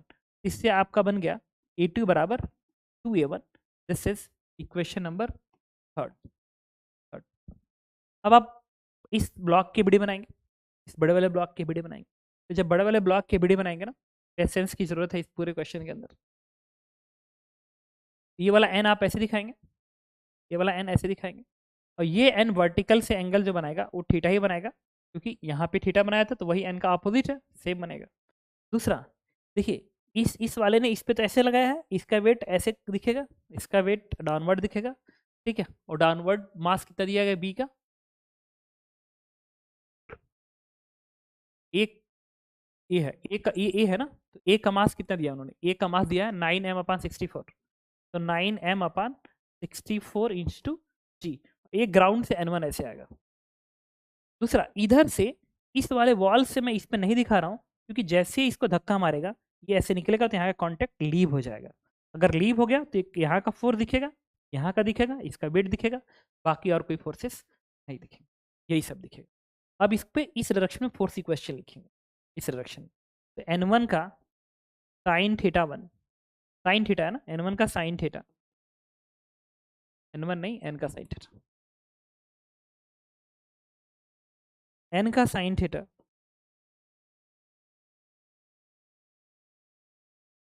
Is equal to n का sine theta is equal to a का मास कितना है 9m/64 इंटू ए का एक्सेलरेशन कितना है A3। आप ये लिखेंगे, ठीक है। और तो कोई इक्वेशन इस पर लिखेंगे नहीं, क्योंकि एक्स के मोशन में बस इंटरेस्टेड था। अब आपके सामने कितने इक्वेशन बनेंगे, तीन, एक दो तीन, और ये चौथा इक्वेशन है। लेकिन ये सॉल्व नहीं होगा कि 5 अननोन है। देखिए कौन कौन सा, एक टी अननोन है, एक एन अननोन है, एक A2 अननोन है, एक A1 अननोन है, और एक A3 अननोन है। टोटल 5 इक्वेशन है, 4 अननोन है। कैसे सॉल्व होगा? तो अब ये स्ट्रिंग कॉन्स्टेंट्स है, इस A1 और इस A2 में जो रिलेशन है ये स्ट्रिंग कॉन्स्टेंट्स है। अब ये इस A2 में और इस A3 में भी रिलेशन है, ये वेज कॉन्स्टेंट्स है। इस क्वेश्चन के अंदर दोनों कॉन्सेप्ट है, स्ट्रिंग कॉन्स्टेंट्स भी और वेज कॉन्स्टेंट लगे हुए हैं। तो स्ट्रिंग क्वेश्चन लगा दिया, अब लगाएंगे इस A2 और इस A3 में रिलेशन, वेज कॉन्स्टेंट्स।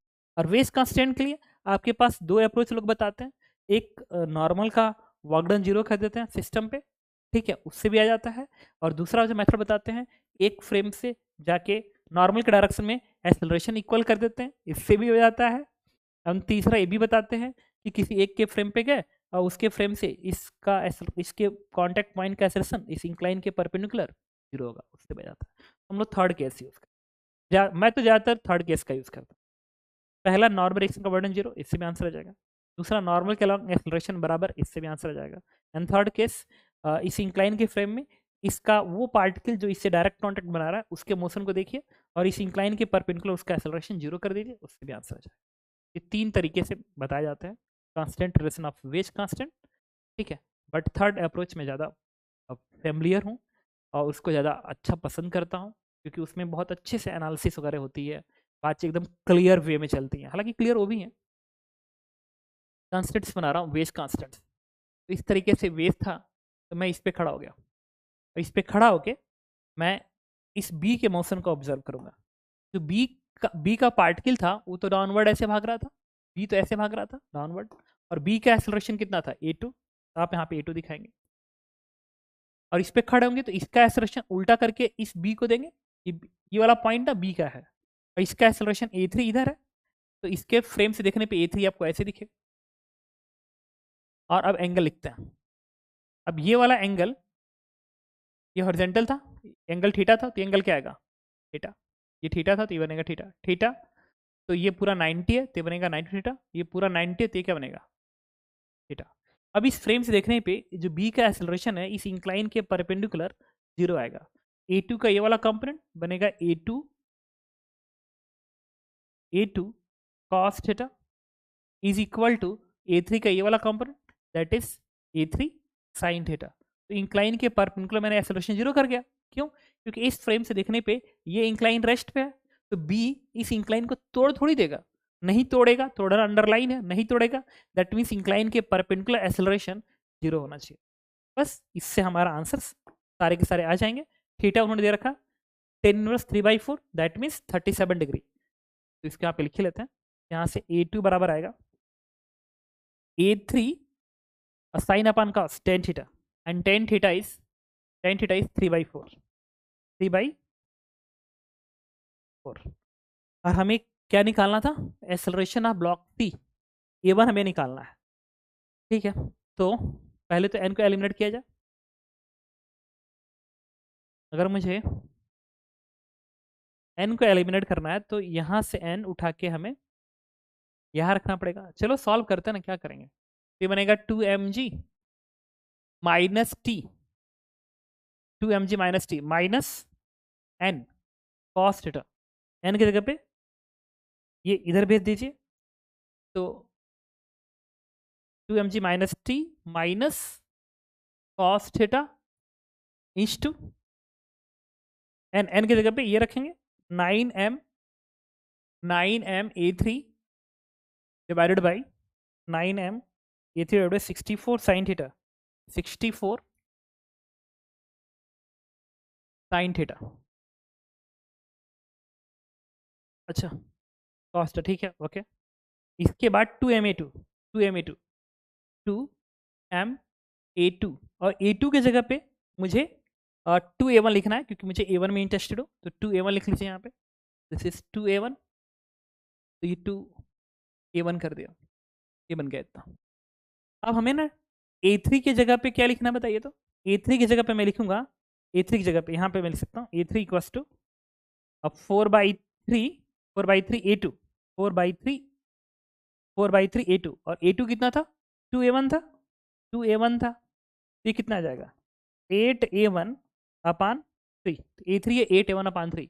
यहाँ पे लिख लीजिए, ये बनेगा 2mg minus T minus 9/64m 9/64m नीचे आएगा tan थीटा 9/64m A3 और A3 की जगह पे 8a1 डिवाइडेड बाई 3 बराबर 4ma1। अब A1 का टर्म बचा हुआ है, तो अब ना T का टर्म चाहिए मुझे, तो T के टर्म्स को मुझे एलिमिनेट करना है। तो T का टर्म यहाँ से मैं निकाल लूँगा, 2T बराबर ma plus M G ma plus M G ma plus M G, तो माइनस T की जगह पे हम क्या लिखें देखिए। तो T की जगह पे mg प्लस ama का हाफ, mg प्लस ma1 का हाफ। अब इस पूरे को ना इधर भेज दीजिए, तो ये हो जाएगा 4ma1 प्लस 8×8 64 एंड 3×3 9, 3/8 बनेगा। ये बन जाएगा 3/8 ma1 इंटू टेन थीटा, और टेन थीटा था हमारा 3/4। टेन थीटा इज 3/4 ना, 3/4। यहाँ पर आप लिखेंगे 3/4 लिख लिया, ओके।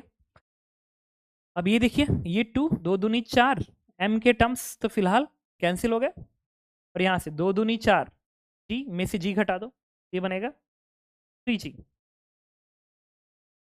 3g/2। 2 दूनी 4 में से एक गया, 3g/2, ये बनेगा माइनस a1/2 बराबर 4a1 प्लस 3 से 3 कट गया, ये बनेगा a1/2। ये a1/2 ये a1 हो जाएगा, दैट इज 5a1। तो 3g/2 बराबर 5a1। इससे आपको a1 की वैल्यू मिलती नजर आ रही है।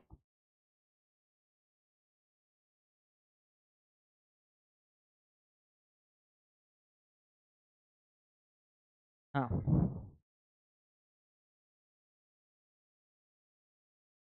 देखिए क्या लिखा मैंने, 2 दूनी 4 में से एक गया, 3g/2, ये तो माइनस a1/2, ये 4a1 और ये 3, ये बनेगा 4A1।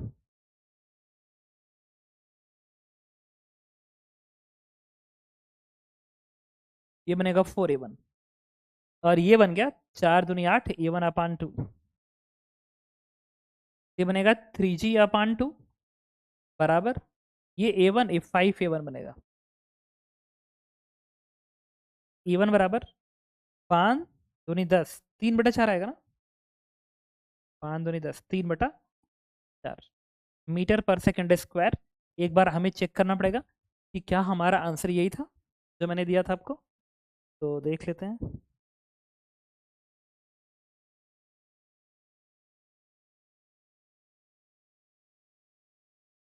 ये था 3 मीटर पर सेकंड स्क्वायर। आई थिंक फिर हमसे कहीं ना कहीं मिस्टेक हो रहा है। एक बार कैलकुलेशन प्लीज चेक करिए तो।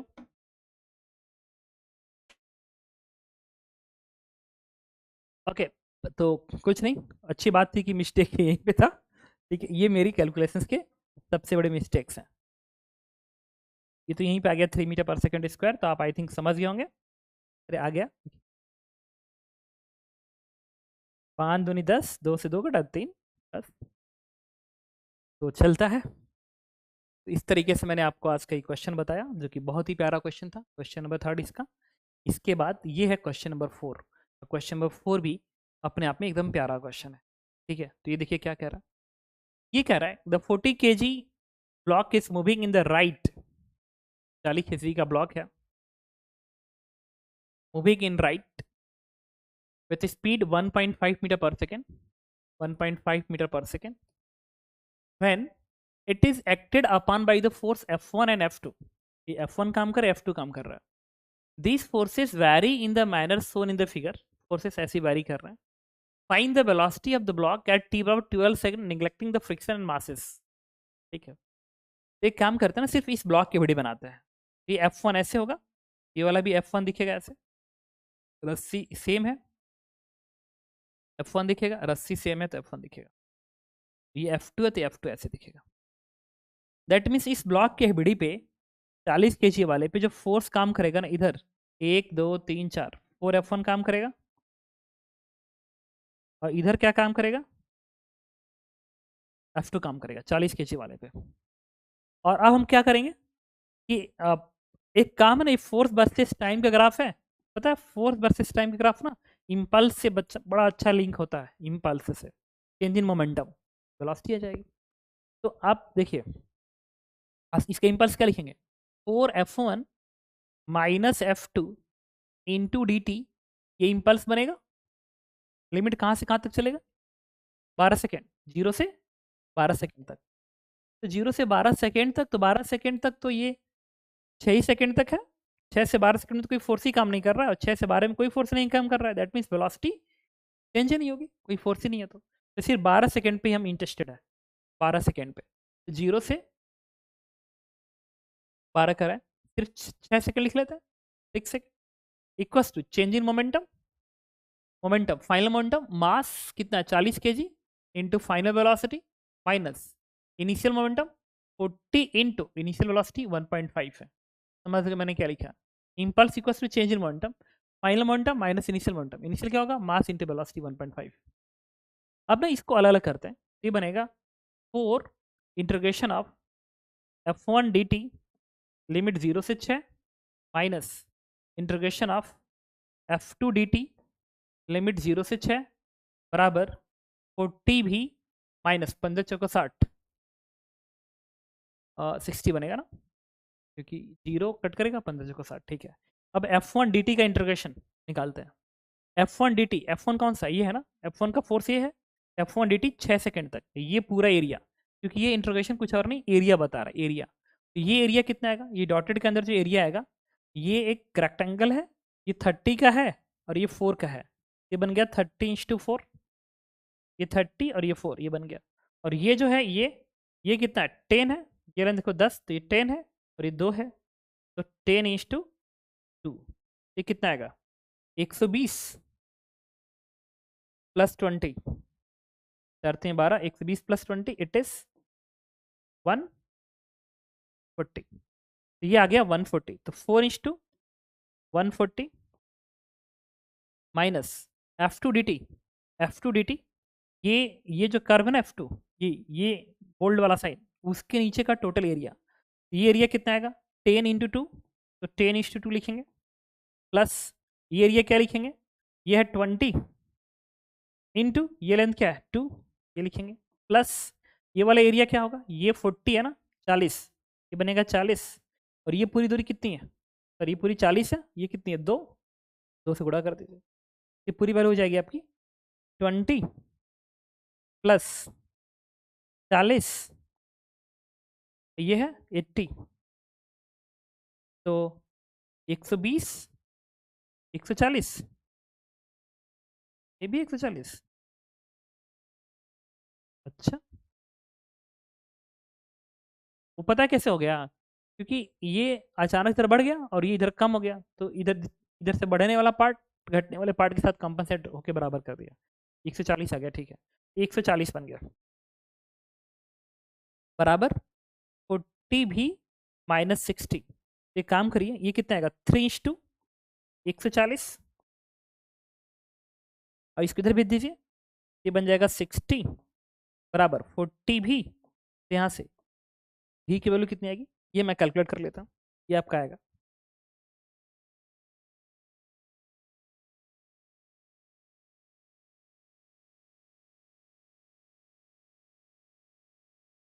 3:140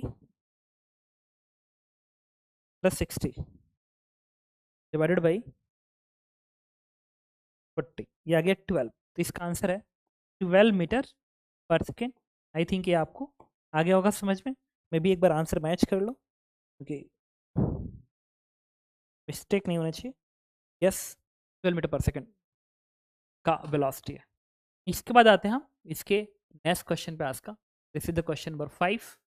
क्वेश्चन नंबर 5 जो है ये फ्रिक्शन का एक ठीक क्वेश्चन है, कम हॉरिजॉन्टल फोर्स, ये भी मैं आपके लेवल पे 60% के लेवल पे ही रखूंगा, 60 और 50% के लेवल पे के क्वेश्चन है सब जो मैं यूज कर रहा हूँ। तो ये कह रहा है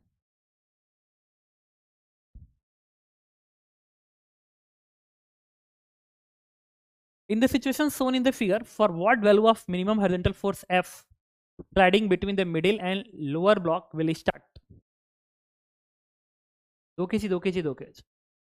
In situations shown in the figures, the minimum horizontal force F, so that sliding between the middle and lower, middle इसके बीच में स्लाइडिंग शुरू हो जाए, तो सबसे पहले फ्रिक्शन की लिमिटिंग वैल्यू लिखते हैं यहाँ पे फ्रिक्शन की जो वैल्यू आएगी F1, it is mu M जी,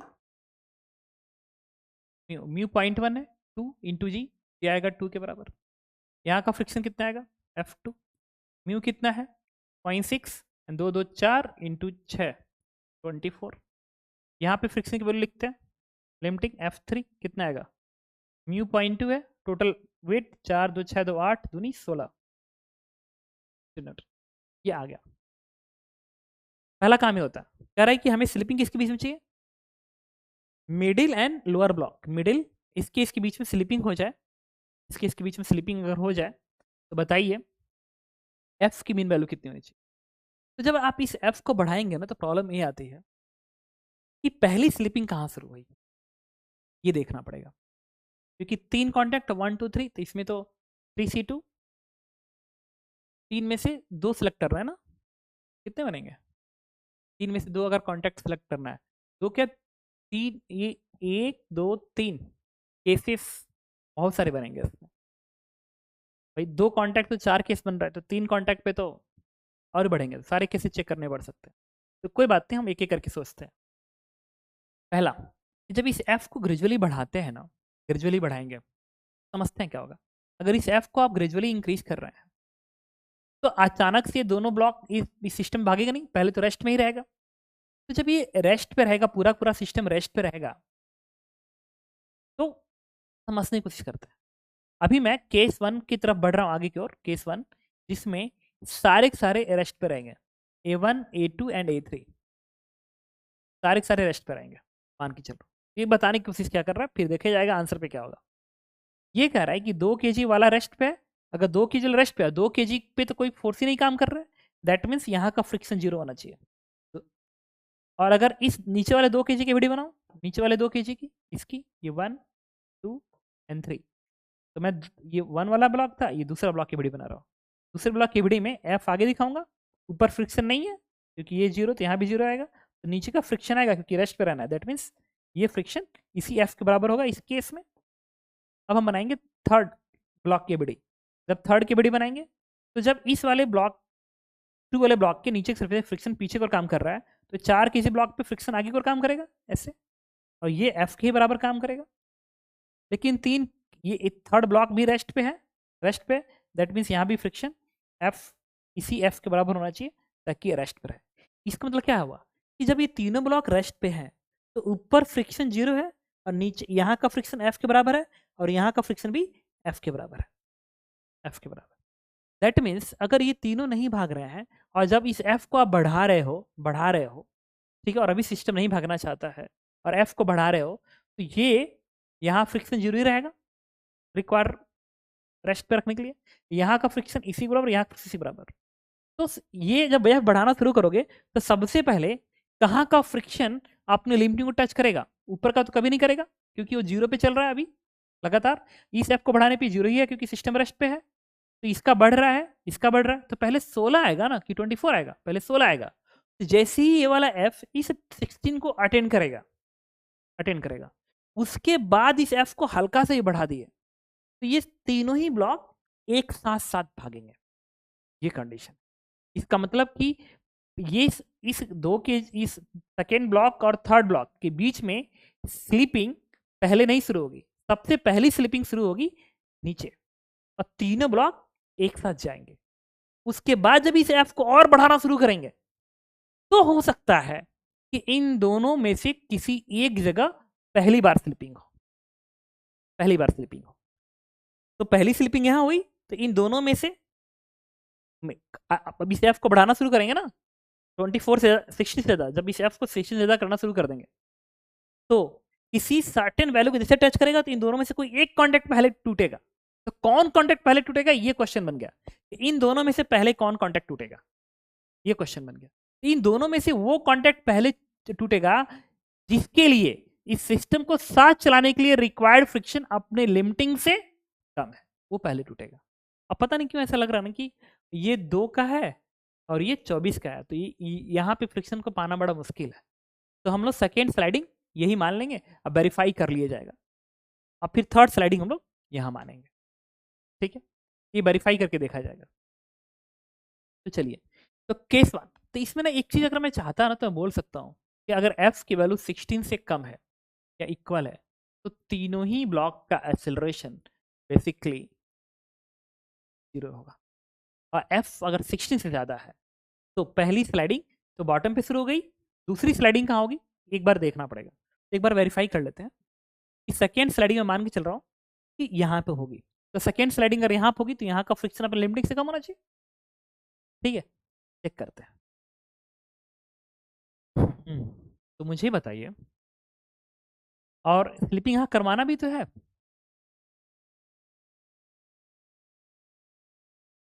और ये एफ का में थोड़ा दिमाग काम कर रहा है, पता नहीं क्यों ऐसा मुझे लग रहा है कि पहली स्लाइडिंग यहाँ पर होगी, उसके बाद सिस्टम साथ भागेगा, दूसरी यहाँ पर होगी, फिर तीसरी यहाँ पर होगी, वो तीसरी स्लाइडिंग की बात कर रहा है। अब तो एक ही बार हम चाहते तो आंसर निकाल लेते, लेकिन वेरिफिकेशन बहुत जरूरी है, तो कर ही लेते हैं ना। एक काम करते हैं, मैंने मान लिया कि पहली स्लाइडिंग यहाँ पर होगी, पहली स्लाइडिंग यहाँ पर होगी, फर्स्ट स्लाइडिंग, सेकेंड स्लाइडिंग यहाँ पे, लेकिन ये बिना वेरीफाई किए बोलना सही नहीं है यार, एक नहीं होता है कि आंसर आया तो गारंटी के साथ सही है। तो मान लिया सेकेंड स्लाइडिंग यहाँ पर होगी, इसको वेरीफाई करके देखते हैं। तो सेकेंड स्लाइडिंग यहाँ तो दोनों को साथ जाना पड़ेगा, वेरीफाई कर लेते हैं। तो जस्ट वेरिफिकेशन के लिए कि मैं एकदम करेक्ट हूँ, इसलिए मैं इसका यूज कर रहा हूँ। सेकेंड स्लाइडिंग मैं मान रहा हूँ कि किसके बीच में होगी, बिटवीन 2 kg एंड 2 kg के बीच में होगी, इसका वेरिफिकेशन करने जा रहा है। तो जस्ट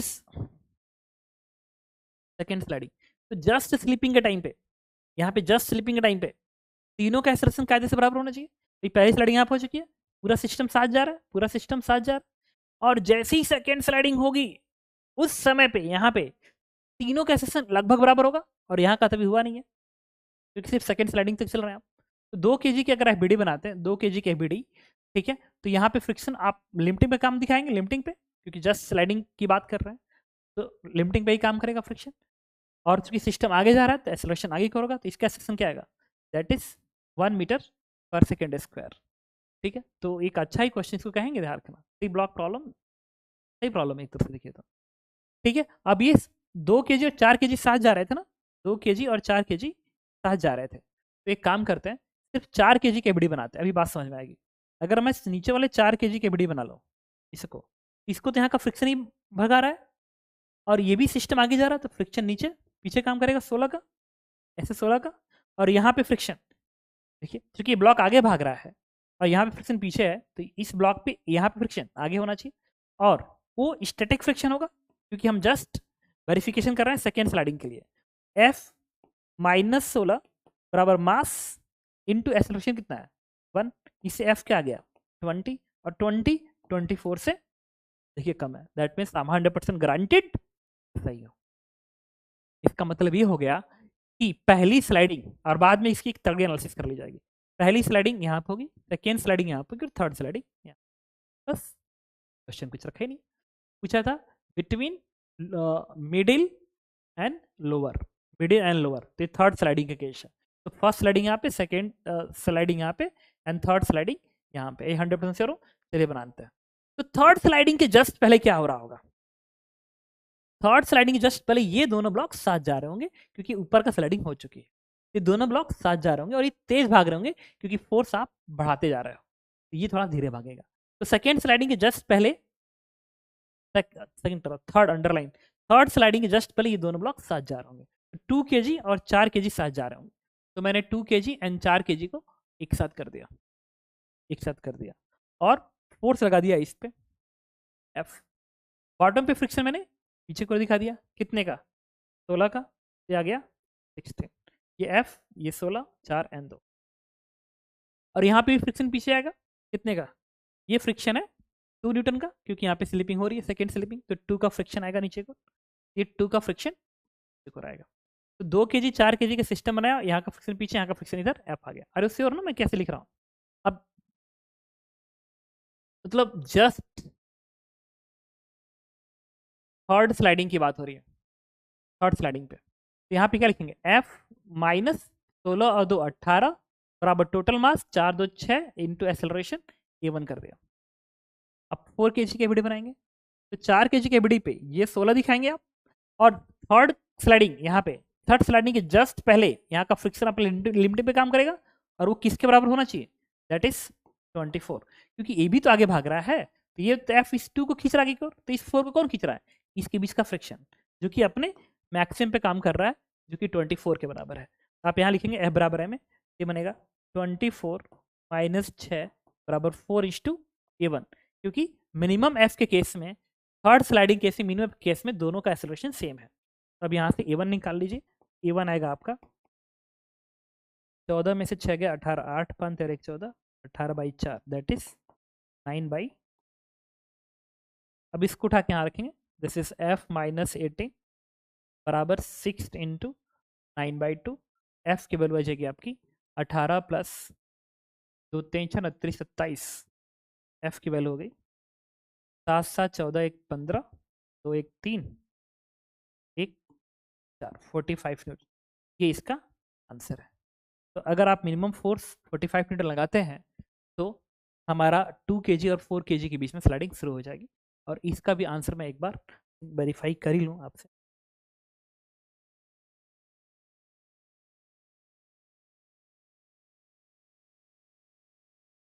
ये है क्वेश्चंस दिया गया है।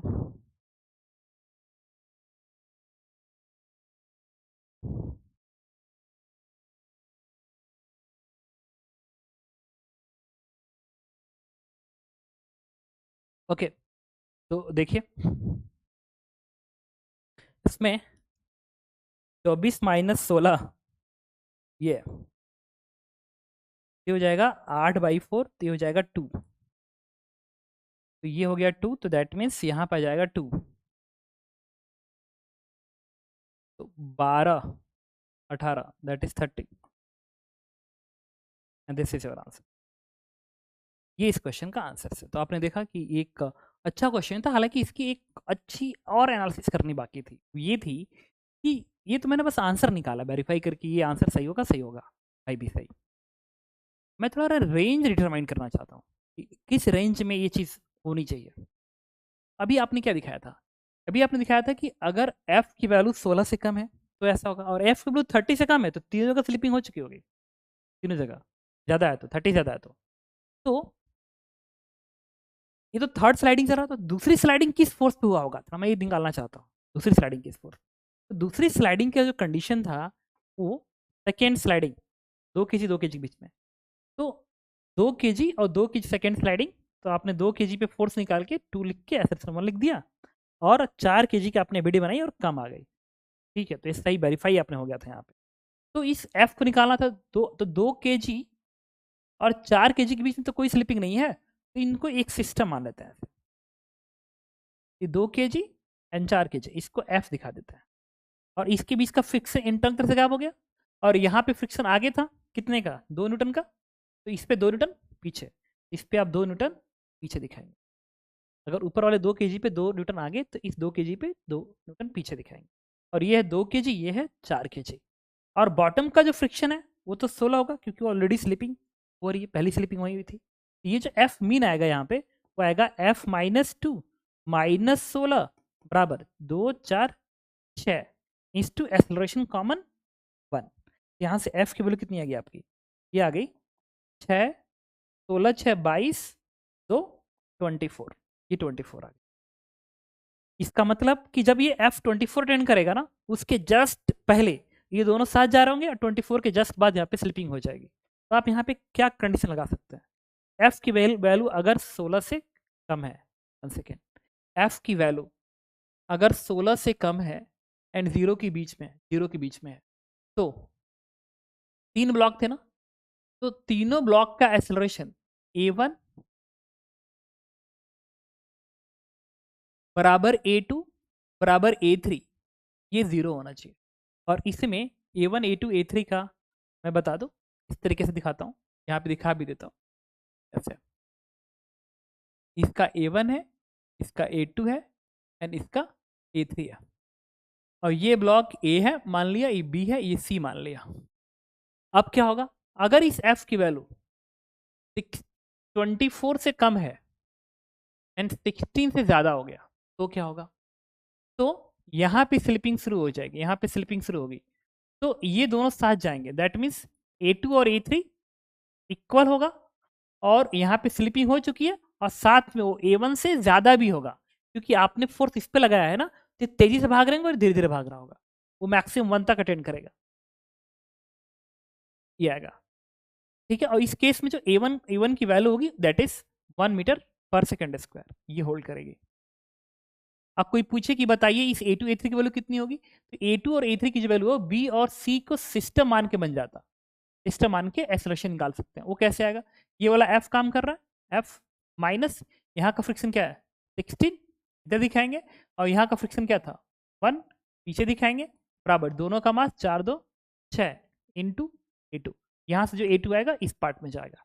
अगर F की वैल्यू 30 से कम है एंड 24 से ज़्यादा है, उस केस में क्या होगा, इस केस में वो 1 सेकेंड बेटा, द मिस्टेक, ये तो बराबर रहेगा ना, 16 से ज़्यादा पे तीनों साथ साथ जा रहे थे, दैट मीन्स ये रहेगा, 24 तक तीनों साथ साथ जाएंगे, ये रहेगा। और ये जो एक्सेलरेशन होगा, अगर एक ही बार सिस्टम मान ले जाए, ये वाला F माइनस ये फ्रिक्शन इंटरनल यहाँ का फ्रिक्शन बस बचेगा, दैट इज 16, टोटल मास, इसका टोटल मास था 2 2 4 4 8, 8 से डिवाइड कर दीजिए, ये होना चाहिए। और अगर इसके बीच में लाई करेंगे, इसके बीच में, तो यहाँ पे स्लिपिंग शुरू हो जाएगी, यहाँ पे स्लिपिंग, और ये दोनों साथ जाएंगे, दैट मीन्स A2 और A3 सेम से जाएंगे, जो कि A1 से ज़्यादा चलेंगे, और A1 की जो वैल्यू होगी it is 1 metre per second square maximum. A2 और A3 निकालना है तो इन दोनों को सिस्टम मान लीजिए, तो A2 और A3 बराबर आना चाहिए, और ये जो बराबर आएगा वो होगा कैपिटल F माइनस, यहाँ पे F है, यहाँ पे कितना 16 है, एंड डिवाइड बाई माइनस यहाँ का भी फ्रिक्शन क्योंकि स्लिपिंग हो चुकी है, दैट इज ऊपर का फ्रिक्शन कितना था, ऊपर का फ्रिक्शन था 2, एंड डिवाइडेड बाई ये B और C का मास 6 के थे, ये चलेगा। और अगर F की वैल्यू मैं कहूँ आपसे कि 24 और 30 के बीच में ना, और F की वैल्यू अगर 30 से ज़्यादा है, 30 से ज़्यादा आ गया तो क्या होगा, 30 ज़्यादा होने पे यहाँ भी स्लिपिंग शुरू हो जाएगी, यहाँ भी स्लिपिंग शुरू हो जाएगी, ये तो ऑलरेडी चल रहा है, दैट मीन्स A1 तो ऑलरेडी भागेगा 1 मीटर पर सेकेंड स्क्वायर से इस केस में।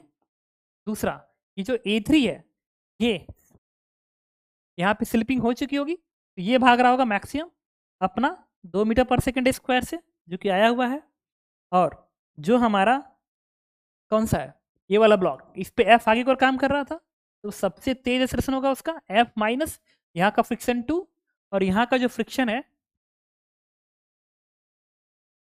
कितना है 24 है, ये 2 और 24, 2 और 24, 2 माइनस 24 डिवाइडेड बाई बी का मास क्या है 2 kg, ये एक्सेलरेशन होना चाहिए A2 का, ये इसकी एग्जैक्ट एनालिसिस। तो देखा आपने ये क्वेश्चन रियल में मतलब ज़बरदस्त क्वेश्चन है, 60%। क्या इसको हम चेंज करके इसके लेवल को 1 सेकेंड,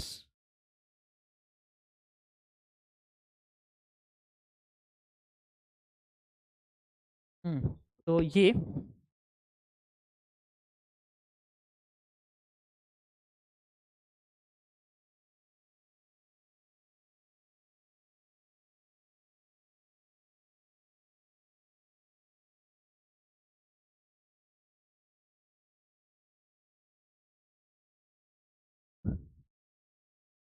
ठीक है। अच्छा इसका जो पेज था ना वो डिलीट हो गया, तो एक बार मैं इसको चेक करता हूँ कैसे आएगा। तो आपने देखा कि ये रियल में बहुत अच्छा क्वेश्चन था, ठीक है। तो इसके बाद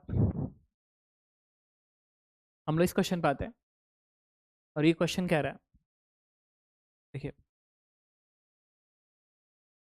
और इस क्वेश्चन को भी, ये भी क्वेश्चन एक अच्छा ही क्वेश्चन, क्वेश्चन नंबर 6 आज का, और इसका भी लेवल मान लीजिए 60% के ही लेवल पे है। तो ये सारे के सारे क्वेश्चन फिलहाल अच्छे थे। और इसके बाद देखिए,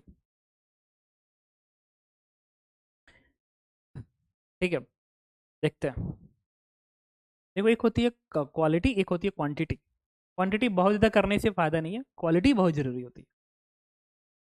कह रहा है in the figure shows the coefficient of static friction between the block B and wall is 2/3। B और वॉल के बीच का फ्रिक्शन कोफिशिएंट 2/3 है, and the coefficient of kinetic friction between the B and wall,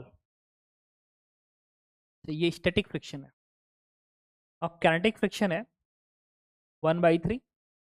other contact of frictionless, find the minimum force F required to lift B up. Now if the force applied to A slightly increase than the actually value of minimum force, then find the acceleration of the B, mass of A इतना इतना। इसमें ना दो question है, तो question number 6 and 7 कर लेते हैं। चलिए, friction between the block B and wall is इतना, and coefficient kinetic friction between the B and wall is इतना। अदर कॉन्टैक्ट आर फ्रिक्शनलेस, सब फ्रिक्शनलेस है यार। कह रहा है कि find the minimum force F required to lift B, minimum कितना एफ लगाए ताकि बी लिफ्ट कर जाए। लिफ्ट, लिफ्ट का मतलब कि यहाँ का कांटेक्ट जस्ट छूट जाए एंड यहाँ का जीरो हो जाए।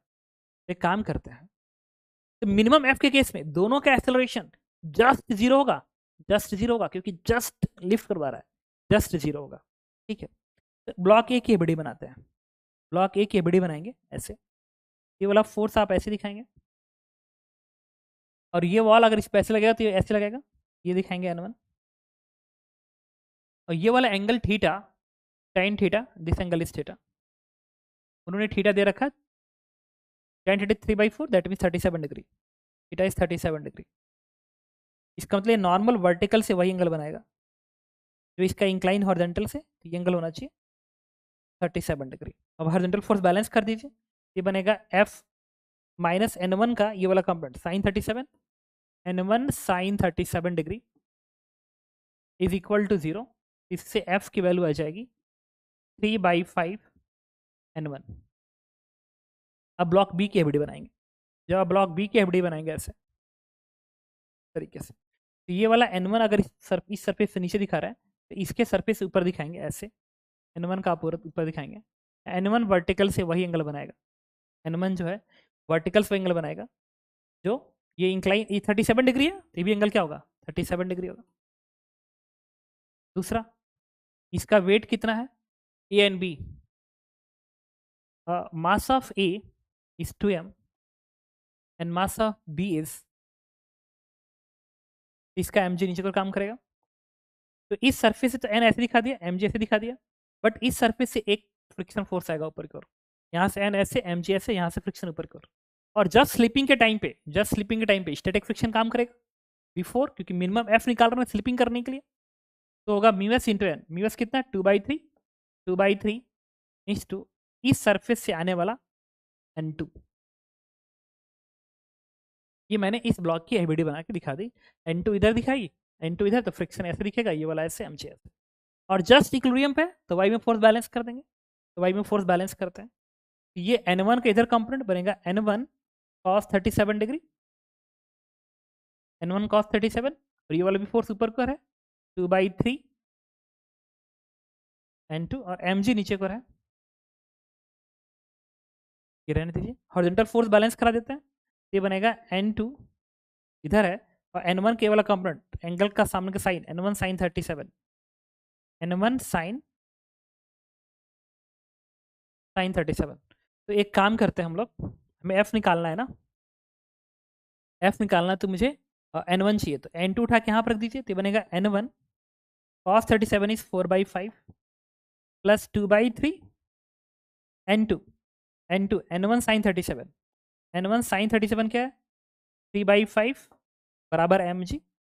इससे n1 की वैल्यू क्या आएगी, n1 आ जाएगा आपका, ये 3 से 3 कट गया, तो 4×2=6/5, तो ये बनेगा 4×2=6/5, उधर भेजिए, तो 5mg/6 बनेगा n1। इस n1 को उठा के आप यहाँ पर रख दीजिए, तो आपको f की वैल्यू आएगी, इट इज 3/5 इंटू 5mg/6। तो इससे f की जो मीन वैल्यू आ गई, this is nothing but 3mg/6, that means mg/2, mg/2। ये हमारा आंसर मिल गया पहले पार्ट का, एफ मेन। पर इसको भी हम वेरीफाई कर ही लेते हैं कि आंसर हमने क्या दे रखा है।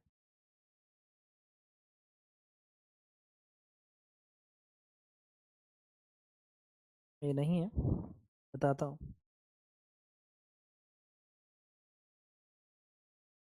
Question number 13, 3/2 mg। अच्छा, आंसर है 3/2 mg, तो हमारा है mg/2। Where is mistake?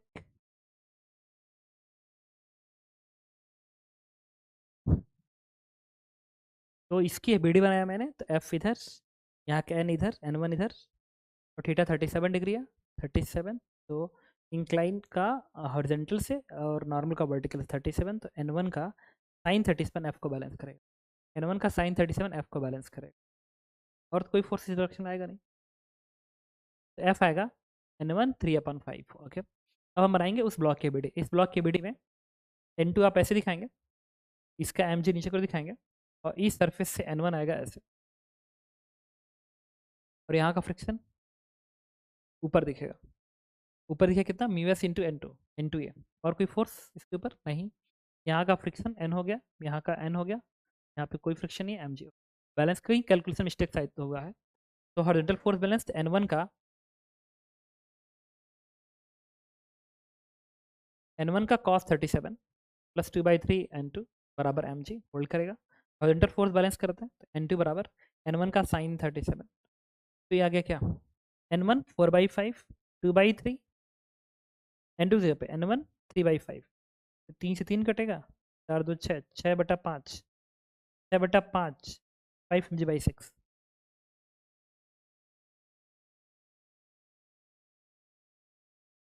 फिर इस N1 को उठा के मैंने यहाँ पर रख दिया, 5mg/6, 3/5, 5mg/2। आई थिंक कहीं ना कहीं मिस्टेक कर रहे हैं यार, कहाँ पे? ओके, तो मिस्टेक समझ में आ गया। एक्चुअल में उनका लिफ्ट ऑफ कर रहा है, ये कह रहा है कि कितना फोर्स लगाए ताकि ऊपर हो जाए। जब ऊपर उठेगा तो यहाँ का फ्रिक्शन ऊपर क्यों काम करेगा, नीचे काम करेगा ना। ये फ्रिक्शन ऊपर क्यों काम करेगा, नीचे काम करेगा। टू लिफ्ट बी अप, इसको ऊपर को, टू लिफ्ट बी, बी को ऊपर को उठा दे, रोक के नहीं रखना है। मिनिमम फोर्स था कि बी को ऊपर को स्लाइड कर दे, ऊपर को स्लाइड कर दे, तो ये ऐसे काम करेगा। तो फिर ये टर्म्स यहाँ पे जो प्लस था, ये जो टर्म प्लस का था ना, ये बन जाएगा माइनस का। ये बन जाएगा माइनस का टर्म बनेगा 37 2/3। फिर ये अगेन बन जाएगा माइनस का, ये बनेगा 4/5 माइनस, ये कितना आएगा, 4 में से 2 गया, ये हो जाएगा 4 में से 2 गया 2, ये बनेगा 2, ये बन गया आपका 2mg/6। तो 2mg/6 N1 को मैंने यहाँ पर रखा, तो 3/5 2mg/6।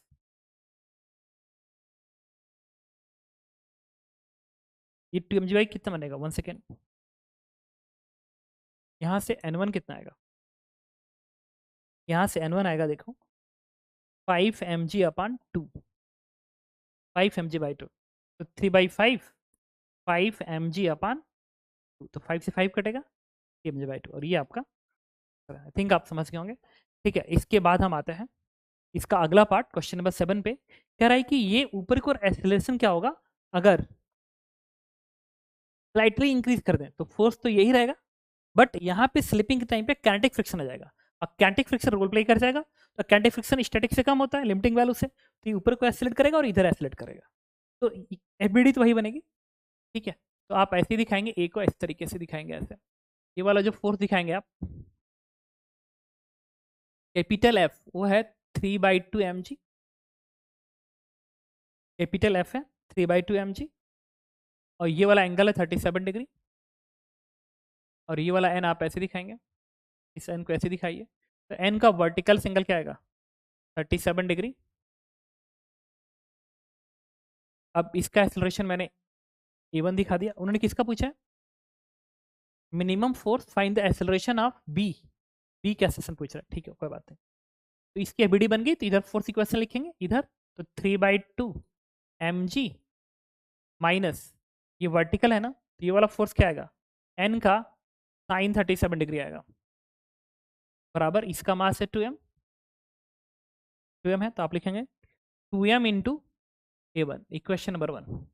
तो 3/2 mg, N1 का साइन 37 डिग्री बराबर 2m/A1। अब बनाएंगे आप इसकी एबीडी ऐसे, तो ये वाला एन ऐसे दिखा रहा है, तो आप ये वाला एन ऐसे दिखाएंगे, इसका mg आप नीचे को दिखाएंगे। नेक्स्ट जब ऊपर को जाएगा तो यहाँ का फ्रिक्शन नीचे को आएगा, दैट इज 1/3 कैनेटिक फ्रिक्शन, 1/3 देखिए कैनेटिक फ्रिक्शन 1/3 है, तो ये बनेगा आपका 1/3 इंटू ये वाला N2 आप ऐसे दिखा दीजिए, 1/3 N2 दिखाएंगे, आप समझ गए मेरी बात को। यहाँ का N ऐसे दिखेगा, फ्रिक्शन ऐसे दिखेगा, यहाँ का N ऐसे, mg ऐसे दिखेगा, ठीक है। और इस N का वर्टिकल सिंगल क्या होगा, 37 डिग्री, और इसका एक्सेलरेशन है A2, और आपको A2 ही क्या करना है, निकालना है। तो इस पे फोर्स इक्वेशन ऊपर को क्या लिखेंगे, N का cos 37, N का cos 37 डिग्री माइनस ये नीचे को है 1/3 N2 माइनस ये वाला mg नीचे को है, लिख लिया, बराबर इसका मास कितना है, इसका मास था m के बराबर, इसका मास था m के बराबर, m के बराबर है, तो आप लिखेंगे m into A2, m into A2 equation number 2। अब हॉरिजॉन्टल फोर्स बैलेंस कर लेंगे, ये बनेगा N2, बनेगा N2, ये फोर्सेस नहीं आएंगे, इस N का ये वाला कंपोनेंट बनेगा, this is N sine 37 degree, ये बन गया इक्वेशन नंबर थर्ड। 3 इक्वेशन है बट 4 अननोन है। देखिए n अननोन है, a1 अननोन है, n2 अननोन है, a2 अननोन है, 4। दैट मीन्स आपको एक कांस्टेंट रिलेशन इस्टेब्लिश करना है। तो कांस्टेंट रिलेशन के लिए मैंने क्या किया, वही इंक्लाइन प्लेन वाला कि इस पे खड़े होकर आप इसके मोशन को ऑब्जर्व करिए। तो ये इस तरीके से था, मैं इस पे खड़ा हो गया और इसके मोशन को ऑब्जर्व करूंगा। इसका एक्सेलरेशन किधर है, आपने a2 ऊपर करवाना है, ऐसे a2 ऊपर करवाना है। और इसका एक्सेलरेशन a1 इधर है तो ये रिवर्स होकर ऐसे मिलेगा उल्टा, a1 आपको मिल जाएगा ऐसे। और ये एंगल है 37 डिग्री, 37 डिग्री। ये भी एंगल क्या आएगा 37 डिग्री। अगर ये 37 है और ये पूरा 90 है तो ये क्या आएगा 53 डिग्री। दैट मीन्स इसके परपेंडिकुलर एक्सेलरेशन जीरो कर दो। इस a1 का ये वाला component it is a1 sin 37 degree और a2 का ये वाला कंपोनेंट ये बनेगा a2 sin 53 डिग्री। देखिए ये बन गया फोर्थ इक्वेशन। 4 इक्वेशन, 4 अननोन, और ये मैं इक्वेशन 100% श्योर हूँ। सॉल्व करेंगे तो इससे इसका जो आंसर आता है that a2 is 3g/22 and this is answer. ठीक है, तो इसके बाद जो है